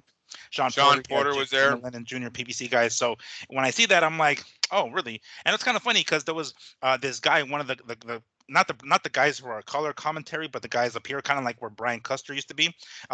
Josh Thompson, former MMA guy, he is still, I should say, but he's retired. Of course, he's more of a commentator now. He used to work for Bellator Fighting Championships when Bellator was on Showtime. So there's a lot of guys who used to be around the Showtime network, basically running this particular show. It was an okay card. We talked about it earlier. Shane Mosley Jr. defeated Daniel Jacobs. I believe, was it a unanimous decision? Is that what it was? They went the distance. Yeah. And it seems as though he was willing to. Shane Mosley Jr. was calling out Lara next. I don't know. Do you want to talk about the undercard? Because I kind of want to talk about Sean Garcia and Amado. We can talk about them real quick because that's kind of not much about Mosley and those were the Jacobs. boxers, bro. Mosley, Jacobs, Garcia, and Vargas. Those are the boxers. Those are the boxers. But so here's the thing. I live in Vegas, and I have been to Jorge Capetillo's gym quite a bit. Every so often, I do see the Vargas brothers in there, and those guys are no joke, man. Those guys come to fucking train. When they're in the gym, I mean, they do joke around amongst each other, right? They're cool, very personable young men, but when the game is on, they're on. You know what I'm saying? They don't fuck around. They go in there and they train and they take it seriously. Sean Garcia coming in 3 pounds over, ironically, like his bro did a few months ago. Didn't exactly work out the same way, did it? It came out with different results. Amado ended up stopping him. It wasn't the best fight, but Andrew, what did you see? What did you think of that fight? Yeah, I agree. It wasn't the best fight. It's a very sloppy. I was almost a little surprised that Amado threw such unorthodox punches, right? Knowing seeing his dad's from the Olympics, his dad's a former world champ, some of the best fights boxing ever had, his dad was involved in. I don't remember his dad punching that way, but whatever, to each his own. He got the job done. It was intriguing because of the build-up, right? We all know the history of the family last names between the two. Ryan being such a knucklehead, basically fucking up all the way to the fight for his brother. Just constantly in the news for shit he shouldn't be in the news for. Put a lot of light onto this fight, though, right? So then you had Sean acting like his brother at the press conference. He starts fucking, fuck you guys. I'm going to take this dynasty down. They ain't shit. Really doesn't show up at all during the fight. Looked like a total poser. He really did. He just went in there and covered up. His punches were just about as ugly as Amado's punches were. And doesn't throw too many. Like, he was never in the fight, bro. The kid might totally be cashing in on his brother's name. Everyone needs to watch out how many times they use him as a pay-per-view attraction, because you might get the same performance every time, and that doesn't make boxing look good. So yeah, I didn't really I like the Motto winning. Finally, the Garcias get a little slice of humble pie, right? All this cheating bullshit. Look, I don't know if it's gonna help them in the case or not, but is it a coincidence that they almost come in identical in the weight, 3.2 and 3.1? Like, that's kind of weird, right? If I'm the Haneys, I'm at least gonna put that out there. If they do reach his brother doing the exact same thing, the exact same, and then they're almost the same weight too. It's like just weird. I don't know if that's him upstairs, a little karma for the Garcia family, but it's just weird, man. Almost the exact same weight. Because that's funny, because then we heard his weight train guy go, there's no way we train for 3 pounds. How do you do that? And the kid, 2 days later, comes in 3 pounds again. And almost the exact same ounces. So, yeah, whatever the case, I was kind of happy seeing the Garcias take that defeat. They need to be humbled a little. You know what I mean? Did you see Ryan get escorted away from the ring? Like, bro, the kid... He was really outside himself this weekend. I think you were right when you text about the last hurrah. Look, people, it looks like. Look, can we just get right into the Ryan? Yeah, let's do it. We'll talk about. I mean, if you want to talk about Diaz and Masvidal shortly, but it's no big deal because that fight was kind of more of a farce than anything. But let's talk about Ryan. Fuck it. Yeah, go ahead. So Ryan apparently has been I guess, expelled from the WBC. I guess meaning what exactly? He's not going to be ranked. It means that they're not going to recognize him as a potential champion. Yada yada. I'm sure we all already know the racist remarks made by Ryan Garcia on social media. I swear this guy just cannot think of something without fucking posting it on his social media accounts. And whatever the hell he's thinking, we all have our thoughts and we all keep them to ourselves like rational fucking people, adults. We're not going to spew everything that comes to our mind. And I don't know, this kid, it's one thing to say what's on your mind. It's another thing to go directly to your phone and make sure everybody sees it. He had a lot of really bad things to say, which we won't go into specifics, but they're very racially charged things. He And dropped the N-word. Yeah, he dropped the N-word. He said he wanted to bring George Floyd back to life to kill him again. Jesus Christ. Like, bro. Yeah. I want to say he talked about the Muslims too. I want to say they got him on that. Oh, yes, yeah? I believe he did. Because if you go to his tweets, I want to say he's apologizing to my Muslim brothers and all that. You know, he goes into all that stuff too. But this kid was, I don't know what the fuck these men were thinking. And look, all of them should be canceled, not just one. Whoever did this podcast with him or whatever platform he was on, his 3 buddies need to go too. Because I don't know if they're boxing media, if that's even a fucking real word nowadays, or if they're just social media guys. But they were all talking just as bad as him. Yeah, let's do it. Yeah, F them. And yeah, bro, like Ryan Garcia, man, talk about going too far. The kids went too far many times. But this one, it looks like he's going to rehab. And I totally agree with you. He looked high this whole fucking weekend. I'm not talking drunk. I'm talking high. The kid definitely does cocaine. He's on coke. We've already talked about how fast you can get hooked on these drugs when you're rich. Ryan is rich. He felt that high, and I think he's been chasing that same high for the last 3 or 4 months. And it is just bringing him down. He got escorted out of the fight because there was some altercation with the fans behind him as his little brother was getting beat up. That all seems very plausible. You're high as fuck, right? You're Ryan Garcia. Everyone knows you. They're picking on you, right? Yeah, no, I totally see Ryan getting into someone. He got into it with Caleb Plant the other day in the outside of the ring. He got arrested at a hotel for beating the walls, and I think he put a couch through a fucking door. Like, come on, this guy's been a knucklehead for a while in public. No, you definitely probably got escorted out. I'm not believing you that it was your security. Yeah.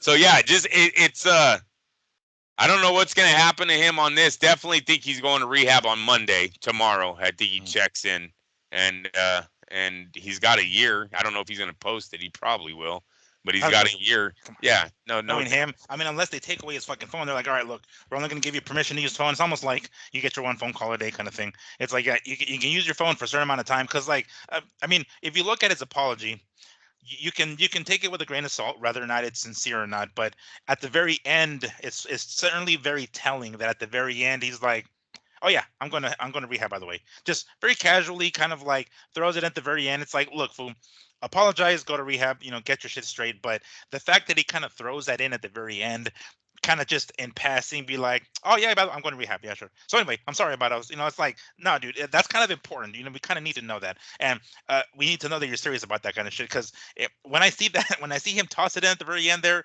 it seems a little less sincere. Like, are you really going to rehab, fool? Like, are you or are you not? Because I'm not sure if I'm believing anything comes out of your mouth at this point. I like the WBC's move, and I've seen a lot of other color media commentators, not commentators, like content creators. So I'm trying to say a lot of other content creators on YouTube and social media talking about the examples of other fighters doing XYZ and them getting a slap in the wrist, while over here Ryan is doing what he's doing and getting a year off and doing all this shit. And they're basically making the case that they're really picking on Ryan. It seems like they're trying to go really, really hard at making him look like the fucking victim at this point.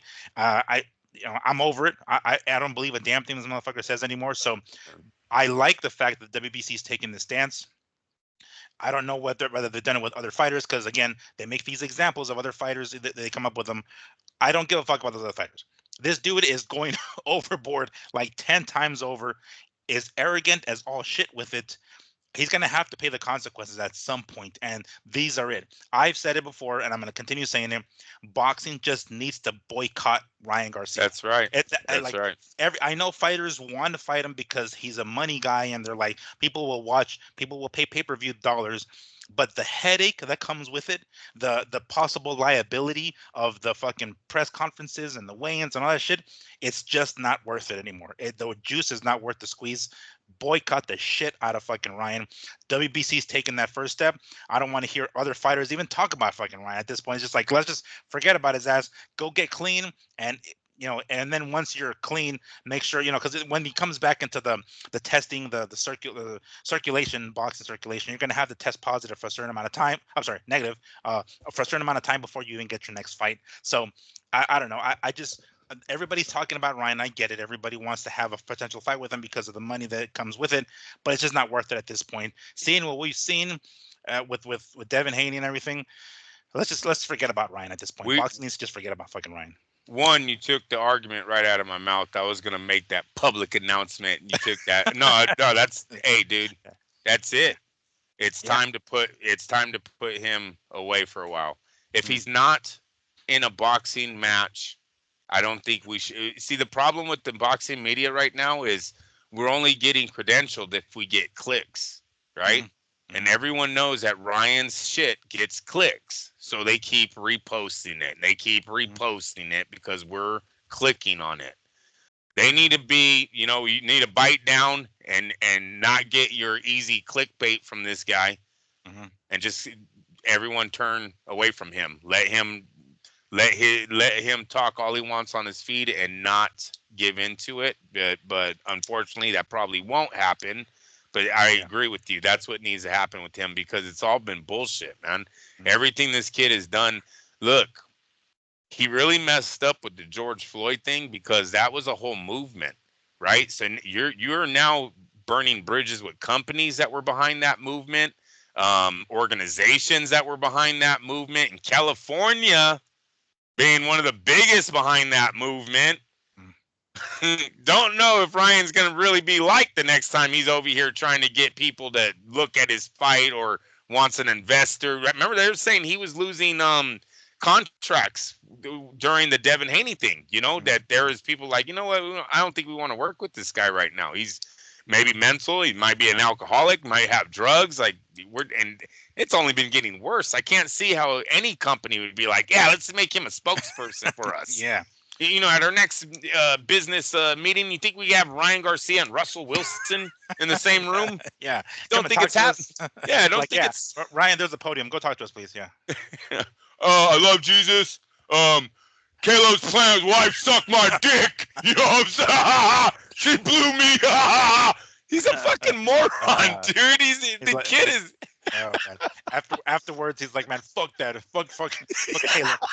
He's like, thank you, Jesus. Like, okay. Thank you, Ryan, for those. Like, what? No, bro, that's not how it works. It's all in that order, too. Yeah. I don't think he's going to have a lot of people behind him at that point. Yeah, so I don't know what his comeback fight is going to look like. Obviously, the pay-per-view numbers will probably be through the roof, but as far as the endorsements around the ring, might just be Golden Boy symbols everywhere. Golden Boy and DAZN, the only ones backing this guy. So yeah, we'll see where that ends up. I am happy that WBC did what they did. De La Hoya kind of came out and distanced themselves from him, and then they were like, but he did apologize.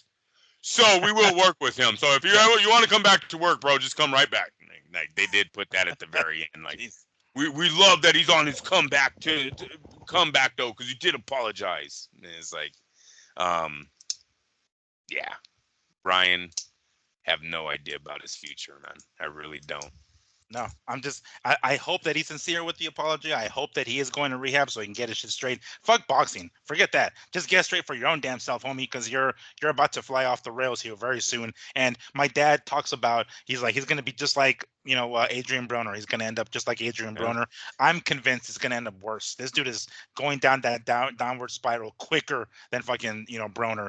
Yeah. So it's going to One end up, in reason my opinion, it's going to, One reason, Broner was already from the streets. He could maintain all of that lifestyle. He spent the fuck out of his money, sure. but he can contain the partying lifestyle that it comes with. Ryan couldn't contain the partying lifestyle. That's what's fucking him up, is the partying, right? Partying, right?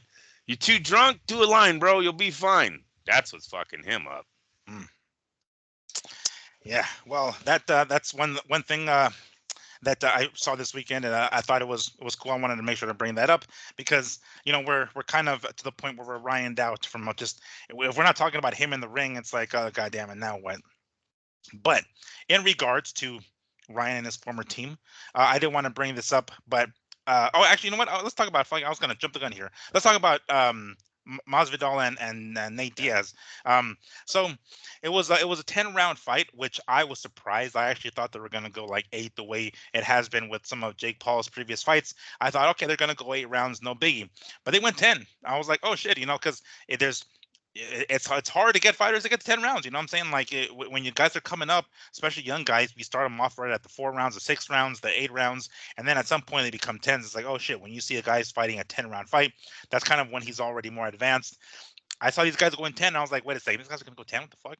But anyway, yeah, these fan me old pay-per-view people were the ones that came in and brought this fight together. There were tons of fucking sponsors to get this thing going. I think I saw some sort of make America great again, like coin or something, Bitcoin. I don't know what the fuck. Everybody was in there trying to basically, put this fight together. They did it at the what arena was it? Honda Center in California, if I'm not mistaken. Anaheim, if I'm not mistaken. Anaheim, yeah. So a little bit of a funny small story here. Honda Center used to be called the Arrowhead Pond of Anaheim back in the day, in the 90s, where I actually attended WrestleMania 12 when I was 12. A little bit of a history for you there. I went to WrestleMania when I was a kid at the Arrowhead Pond, now called the Honda Center. I have been back to the Honda Center since, by the way. It's a nice little arena, and they had this event there. We talked about it before we hopped on. It was pretty obvious that it was a Diaz crowd, being in California, and it seemed as though it was a Diaz judges, as well. We, knowing what we know about the Diaz brothers, about how good shape they stay outside of the ring, it made sense that they were going to go 10 rounds, or at least for Diaz's sake. You mentioned it earlier, and I don't want to take the point away from you, Andrew, but if this was a 6-round fight or an 8-round fight, Masvidal most likely takes it, but he runs out of gas. That's how it is. He had a little bit of a belly. I would have liked for this fight to have taken place at a smaller weight class. These guys have fought in the UFC and MMA, not against each other specifically. Well, they have, but they were at a different weight class. But I'm saying before, they fought as low as 155, which is relatively small. Wow. And then when they fought later on in their careers against one another, they fought at 170. They fought at light heavyweight, which is 175 in boxing terms last night. Diaz was able to continue with this pace. It was Masvidal that looked like he started to run out of gas towards the latter half of the fight. I would have liked for this fight to have been maybe, I don't know, 168 super middleweight, or even 160 if they can do that, or they can do a catch weight of 165, whatever. I think it would have benefited them both. It would have been a much more of an entertaining fight with more fast paced if they were lighter than they were. But regardless, Nate Diaz in the end ends up getting the victory. I don't remember what the scores were. I wasn't even exactly keeping the score. I just like, oh shit, really, Nate got the win. All right, cool. I predicted that Masvidal was going to win because I did think that Masvidal was going to be able to cut Nate Diaz, because Nate has so much scar tissue on his fucking, forehead and his eyebrows, that I thought one of these punches is going to end up cutting them open, and the chances are they're going to end up stopping the fight off of that. Well, there was no blood, really. Look, nobody fucking busted. I don't know what size gloves they were wearing, but they ultimately won the full 10 rounds, and Nate Diaz got the victory. Afterwards, he's called out Jake Paul again, He was okay with the rematch, but not in MMA. He still wants it in boxing for whatever the fuck reason with Jake Paul. And he even went as far as to say that he wants to even go back to the UFC and potentially win a championship there. The current champion in the UFC around his weight class was a guy that he fought before. As a matter of fact, he was losing. He lost the fight, but he tagged the guy at the very last, like the last minute of the last round, and he had the guy hurt. And the guy ended up winning ultimately a decision because he won the other rounds. And then the very next fight, he wins his UFC welterweight championship, which is actually the current champion right now. I think that's why Nate Diaz wants to go back there for that exact reason. But the fight was okay. Obviously, Masvidal ran out of gas. Andrew, you watched the fight as well. You have your opinions about it as well. What do you think? What did you see? What the hell could be next for these guys? I can tell you off the top, Nate Diaz is not going back to the UFC. They had 18,000 people in this event. I was getting phone calls of people watching the pay-per-view. I got texts. Yeah. I was at a house. They were streaming, but we were still watching it. Sure. So there was still eyes on them. interest. Yes. Yeah, exactly. Interest into the fight. The fight was an excellent fight. Right? The fight was so good that if they bring it back, I think a lot of those streaming eyeballs might be purchasing tickets, purchasing pay-per-views. Sure. Right? It was that good of a fight, you guys. 1,400 punches these two dudes threw at each other. Look, man, Masvidal carries this fight for the first 6 rounds easily. Look, Nate Diaz is cool in the MMA world doing that whatever that punching style that he has is, but in the boxing world, that's not even Pernell Whitaker. I don't know what you call that style, but it's a little frustrating to watch. One guy's giving it his all, and the other guy is just like, "Oh, you can hit me with the bat. I ain't going anywhere." Every once in a while, he'll throw a hard one, but most of it is like, "Oh my god, dude, what the fuck is he doing?" Right? It's kind of hard to watch being a guy that likes seeing punches. It's hard to watch him get away with what he gets away with in the ring. And really, he only does it because he has a fucking granite chin and a solid body. He could take punishment is really why he gets away with that punching style. But he's not winning the fight.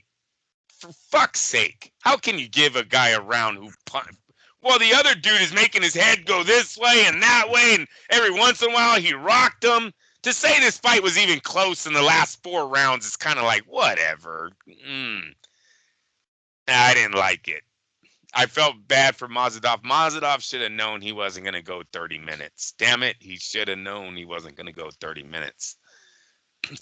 Fight him hard and maybe he did, because you know what? You guys, 1,400 punches were thrown. It's like he obviously tried to hit this dude, and he did hit him, and he hit him over and over. His punches were excellent. His Masvidal is the first MMA guy that I've seen come over to the boxing world and actually know how to throw a combination. His low to high was a decent combination. He was landing 4 punches at a time. He was throwing right hands, left hooks. Like, he did everything correct. He killed the body. How he loses this fight is kind of fucked up, you know? And I got to say, all they did was keep it close because they knew the last 3 was going to determine the fight. And we knew the last 3 was going to be to the guy who's already done 10-round fights. This guy hasn't done any 10-round fight. You know what I mean? This is his first boxing match. You usually never do a 10-rounder for your first go-around. So that was the fix. That was the way they got the favoritism into Diaz's corner. But they have the fight. Look, all I'm saying, you guys, they're not going back to the UFC. Wait for Masvidal versus fucking Diaz 2. It's going to happen. The winner of this fight is going to get Jake Paul. They're going to make millions. The UFC ain't paying what the fuck these boys, these men are making nowadays. I just told Miguel this. Like, there is such a big problem with the UFC and keeping these guys paid now. It's only getting bigger. You guys, you know what the #1 fucking trending thing in America was last night? Diaz versus Masvidal. #1 trending. You don't think Dana and them are looking at that? Alex Pereira, after the fight, started tweeting with Anthony Joshua, talking about, who do I fight first? And how do you say Ngannou's first name? Francis. Francis. Yeah, Francis Ngannou went from borrowing money during training camps to a net worth of $45 million fucking dollars in 2 fights. 2 in boxing. You don't think everyone else in the UFC is seeing this shit? These guys put on. Last night was an exhibition. That wasn't a real fight. That was an exhibition. Yeah, they took it personal. They went in there and handled their business. Sure. But there was nothing like, there was no future of boxing happening last night in the ring there. It was the future of Jake Paul boxing, if you want to make that its own category, because the winner will get the Jake Paul showdown. Oh, and dude, if Mazadov could have pulled that fight off, do you know how big him and Jake Paul would have been? Yeah, because we already saw Diaz and big Jake Paul. We already saw the results of that one. Had he beat Nate, dude, that shit would have fucking been tens of millions. I was in the house going, Dana needs to call up Mazadov and be like, I don't know what I have to pay you, but you need to take Jake Paul the fuck out. I'm going to give you whatever training you need. The UFC is totally behind you to knock this fucking kid. I'm tired of this fucking guy. Oh, yeah, no, dude, I was all behind Mazadov because, bro, he's putting punches together. He's killing the body. His defense, like, he took it. It was the best boxing I'm saying. I know Pettis has the knockout or the win over Jones. I know Anderson Silva. Come on now, Jones. I know. I got to put these out there. I don't want to hear this shit. I know Silva beat Chavez, yada, yada, yada. But on this night, it looked like the best MMA switch that I've seen so far from these guys, these athletes. So big props to both men, because you know what, Diaz? I hate your punch. Look, Nick, you can never, or Nate, excuse me, you can never fight a professional boxer. You will not get away with that, and your chin will not hold up, because I seen your chin getting wobbled. You will not fight a guy in the pro ranks, top 10, top 15, and get away with whatever the fuck whatever he's doing in there. I really don't know even what to call that style, bro. We should call it anything. Fuck that. Let's not give it enough credit. Yeah, because I know in the MMA he kind of just does that to blind you, and then he's trying to grab you or take you down. He wants to choke you out. He's pretty good. I mean, this is what the Diaz brothers are kind of known for. They do a lot of pity pat shit, but in between those, they'll sneak in hard punches. That's one of the ways that Nate, if you remember seeing his first fight with Conor McGregor, is how he caught him. It's like he's very, very like pat, and the guys get like, okay, I can take his shots, and then he sneaks in one hard one, and he fucks. And I seen that a little last night. He does that, but it's just like you're not, he's wasting a lot of it, because these guys are not knockout dudes. It's all volume, specifically the Diaz brothers. They're great submission guys, great ground guys, but on the feet they like throwing down because they like throwing down, but they don't have enough power. But they know how to hide it pretty well. They do sneak it in every so often. If they can't get you with that, then they're really fucked. And he wasn't able to, at least not to finish Masvidal. But I mean, there was a couple of times where he landed on Masvidal, but I'm like, it doesn't look like he's getting hurt. It's really more so just Masvidal fucking tired. Yeah, no, it definitely was. The victory last night for Diaz was Mazadov getting tired. It was not in my opinion, it wasn't his technical skill in boxing at all. It's something that I think if I'm Mazadov, I would have been on Twitter today calling this dude out, because really he just needs to go to the gym and work for 5 more minutes. He needs to get 5 more minutes, because I had him winning the first 6. You want to say 4-2? That's fine. But the first 6, I had Mazadov winning the fight. It's the last 4 rounds that I would have to watch him over and be like this. But as soon as I seen the crowd and I heard Sean Porter was all over Nick Diaz, like, oh, he's pulling. I forgot what they were saying, but you could just hear the favoritism in the Nate Diaz side of the action that was taking place. You kind of knew what was going to happen on the scorecards. I had no confidence that Mazadov was winning that decision after hearing the crowd, hearing the commentating, and then remembering about his promotional company. It just seems like it was Nate that is putting on these fights, not Mazadov, not anyone else, right? That's why Nate kind of ran into a bumping of the heads with the rematch with Paul's, because he wanted more influence on that fight with his company. Well, I've got to believe that last night was all the Nate Diaz show. How the fuck are you gonna win on that scorecard? The promoter's in the fight. Mazadov, damn it! If I'm Mazadov, I go on the podium for the rematch, and I tell everyone exactly that. I'm not here to win a decision. We all know we're in the Nate Diaz show. That's fine. He's paying me good money to punch him around, but at the end of the day, if that fucking final bell rings, it's his show. I get that.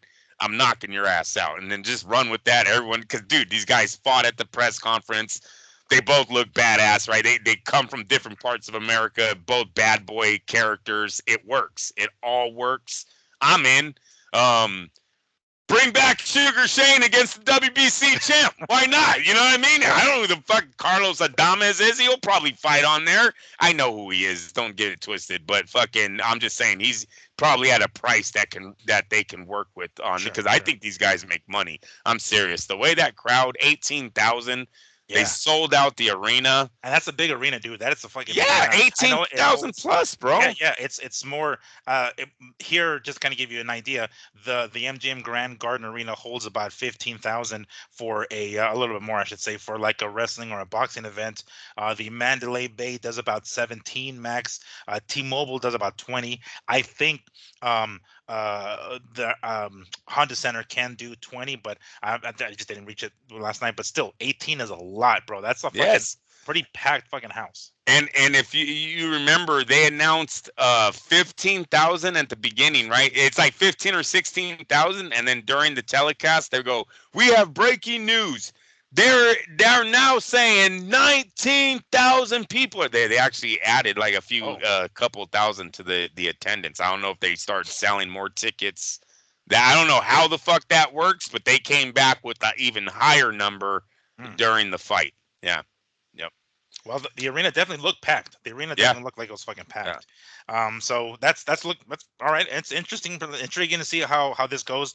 You're right though. I think it would have been nice if Masvidal actually got the victory, because him against fucking Jake Paul is gonna be something. I think, like, at least as far as like an attraction goes, rather not the fight turns out being what it is.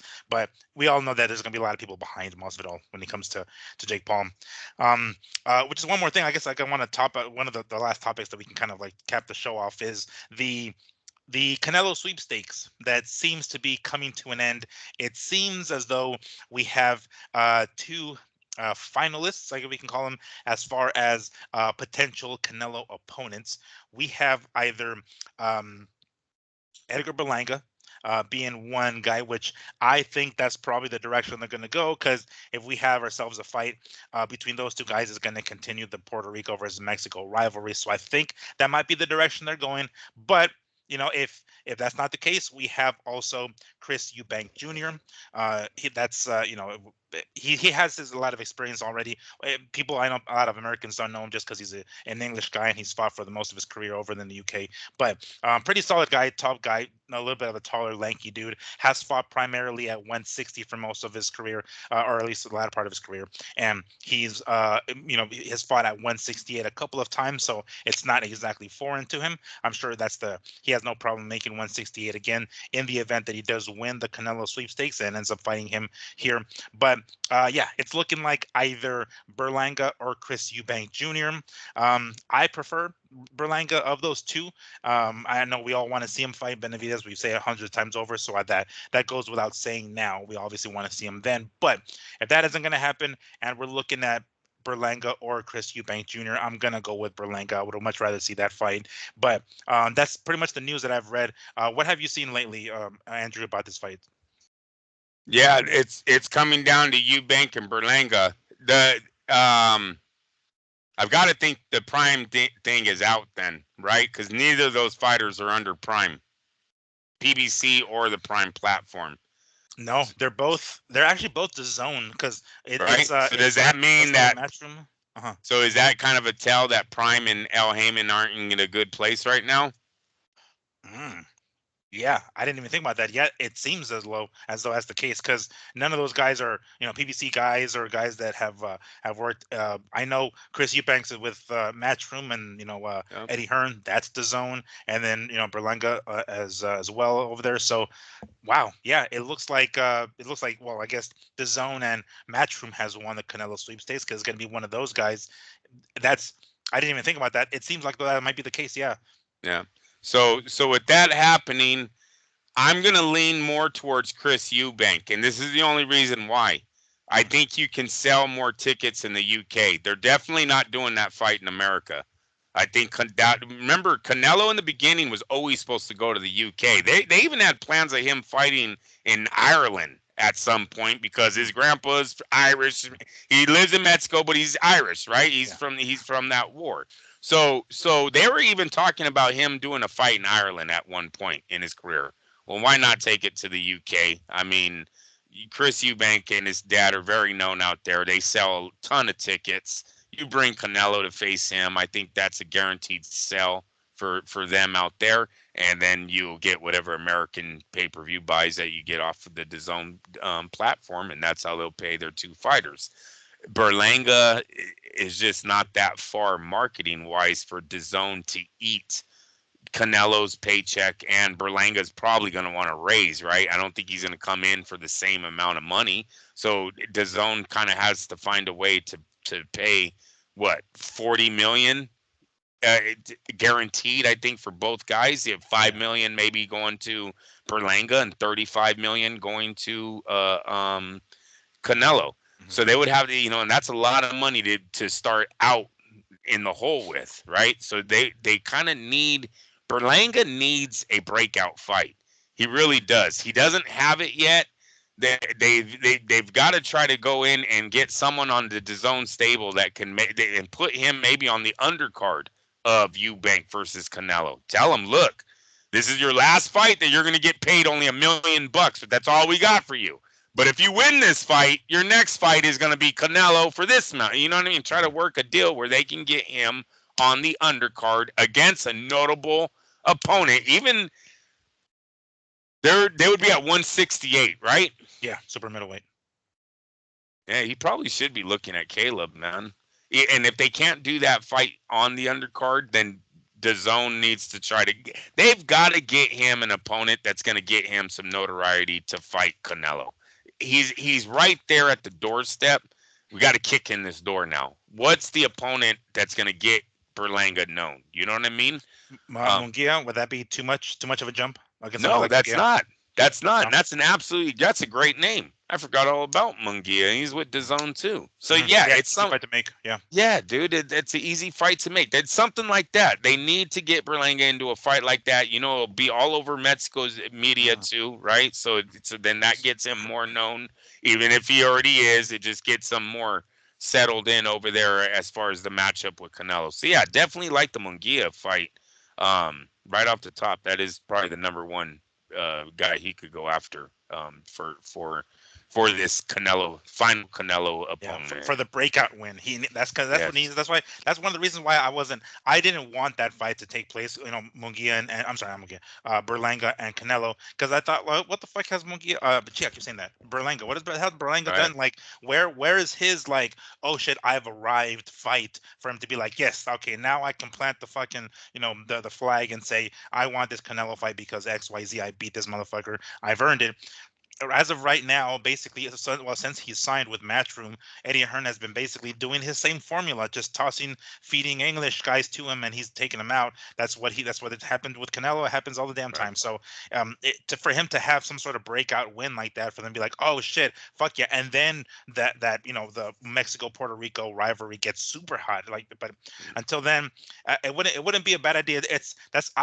I thought they were gonna uh what's the word? They're gonna blow their wad and they're gonna go for that Mexico Puerto Rico fight now.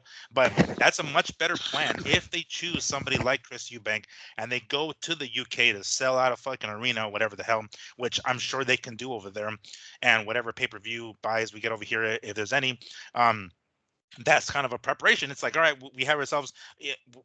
Canelo's going to be the heavy favorite to win, of course. Let's say he comes out of there with a victory, and in the meantime, and like you said, maybe even co-main event, we have Berlanga fight over there for the co-main event, and as a preparation, get him more notoriety. And if they throw him in there with somebody like Mia, and he comes away with a victory, that sells itself. It basically advertises itself. You know what I'm saying? So that's not a bad idea. I'm down with that. I think And looking at it that way, I would prefer Yuri Bank first. Go ahead. Jaime Munguia ranked number 2 under Saul Alvarez on BoxRec. So that would immediately put Berlanga number 2 in the division if he was to beat him. I mean, that's a great matchup. That almost too easy there, Eddie. That's almost too easy. It's like someone planned that one. Yeah. Can we get Jaime at number 2? Yeah. Oh, geez. It's almost like I'm glad he went 12 rounds with Canelo, but ranked number 2 in the super middleweight division? Yeah. Who has he beaten? Thing to make you say, Yes. Nice job there, Eddie. All right. Well, because doesn't that make that fight a lot more juicier when your guy's ranked right under the dude? Like, oh, look at that. He's number 2. Is that your English accent? I don't know. I know. I'm an asshole. Oh, fuck. That sounded like Borat. It was. Yes. It's like, it's a nice, very nice. Yes. Vanilla face. Yes. Oh, gosh. That sounds just sound like Eddie. I don't know if you know that, but you sound like geez. Well, that's all the topics I had in mind. Would you want to pull up to see if there's any breaking news here before we wrap this up? Go ahead. Let's go. All right. So besides that, we have ourselves some fights this weekend. Let me see if I can pull up this weekend's schedule because there's a couple of fights while Andrew pulls up some info in case there's any sort of last minute stuff. We have Chocolatito Gonzalez actually returns to the ring this weekend on ESPN Plus. He's going to be fighting this guy named Robert Barrera. Going to be 10 rounds going at bantamweight. And then that's going to be Friday the 12th, if I'm not mistaken. And then July 13th. We have Johnny Beck, the WBO middleweight champion. WBO middleweight champion, and then he's fighting this guy named Andre Makhailovich. Apparently, it's going to be for both of those championship titles. We're going to have 2 titles on the line. Johnny Beck, everybody ducks him at 160, so that's something to look forward to. That's also going to be on ESPN Plus. I'm down to catch that, but that seems to be the only major fights going on this weekend. Hold on, let me see. I'm still scrolling. Oh yeah. And Boots Ennis, I can only pronounce his last name, Ennis or Ennis. Jaron Boots Ennis is back. He's going to be fighting on DAZN. Something to look forward to, of course. Other welterweights. Unfortunately, welterweight isn't the money weight that it used to be at one point. But nonetheless, we're going to have those fights on ESPN Plus and DAZN. So there's going to be a decent amount of fights this weekend. Not bad. Definitely. If you have other plans, it's okay. You can do those. But if you have nothing else to do and you stay home, you should watch these boxing fights. Anything, Andrew? Anything popped up? Yeah, I just remembered Orlando Salido got into a little bit of trouble. Oh yeah, did you hear? Trouble, yeah, huh? I did. Yeah, car accident. Yeah, I did hear about that. So go ahead and say I'm still looking. If you want to tell them a quick story of Orlando Salido. Yeah, from what I've read, Orlando Salido got in a pretty serious car accident. I guess his car went careening into someone's wall or house or something. I think, as last I remember, there was one person dead. I think an elderly person. So unfortunately, that kind of that's that downer for fucking Orlando. I don't know. He's been kind of out of the ring for quite some time, so it's not like it's gonna really affect his boxing career. But I mean, the guy might be going to fucking jail. So we don't know to what extent he was injured, if any at all, or if he had any substance in him. I haven't read anything in regards to that, so I don't know if he was under the influence of something. Maybe he was, maybe he wasn't. But unfortunately, somebody lost their life because of this car accident, which sucks. And he's gonna probably end up serving some time on this. Kind of a sad way to go, considering Salido was kind of a Mexican journeyman. We would see him in these fights, fight anybody from Gamboa to Lomachenko. And anybody who wanted it at the featherweight weight class, that dude was there. So it kind of sucks. This is a fucked up ass ending for him, if this is it, because he's probably gonna see some jail time, unfortunately. But yeah, that was just a little story in there. Want to toss that in there because I did read that in case you guys didn't hear that. Anything else, Andrew? Anything else we got? No, nothing right. But Ryan, bro. We ain't gonna go there. I'm done. Yeah, we're all done. We all should be done. He's wrestling. I'm gonna say it. He's wrestling, you guys, in a Disneyland sweater.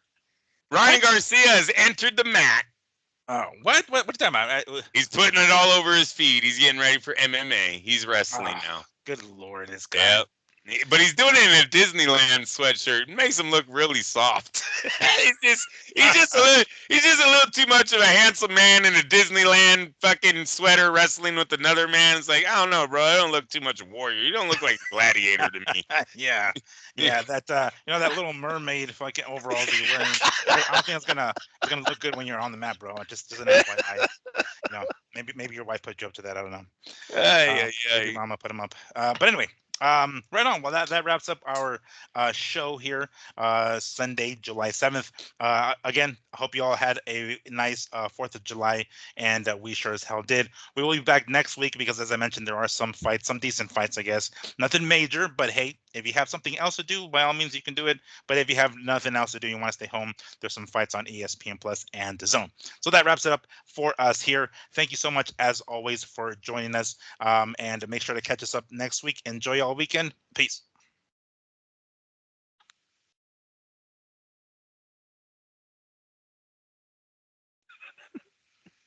Will you stop fucking recording?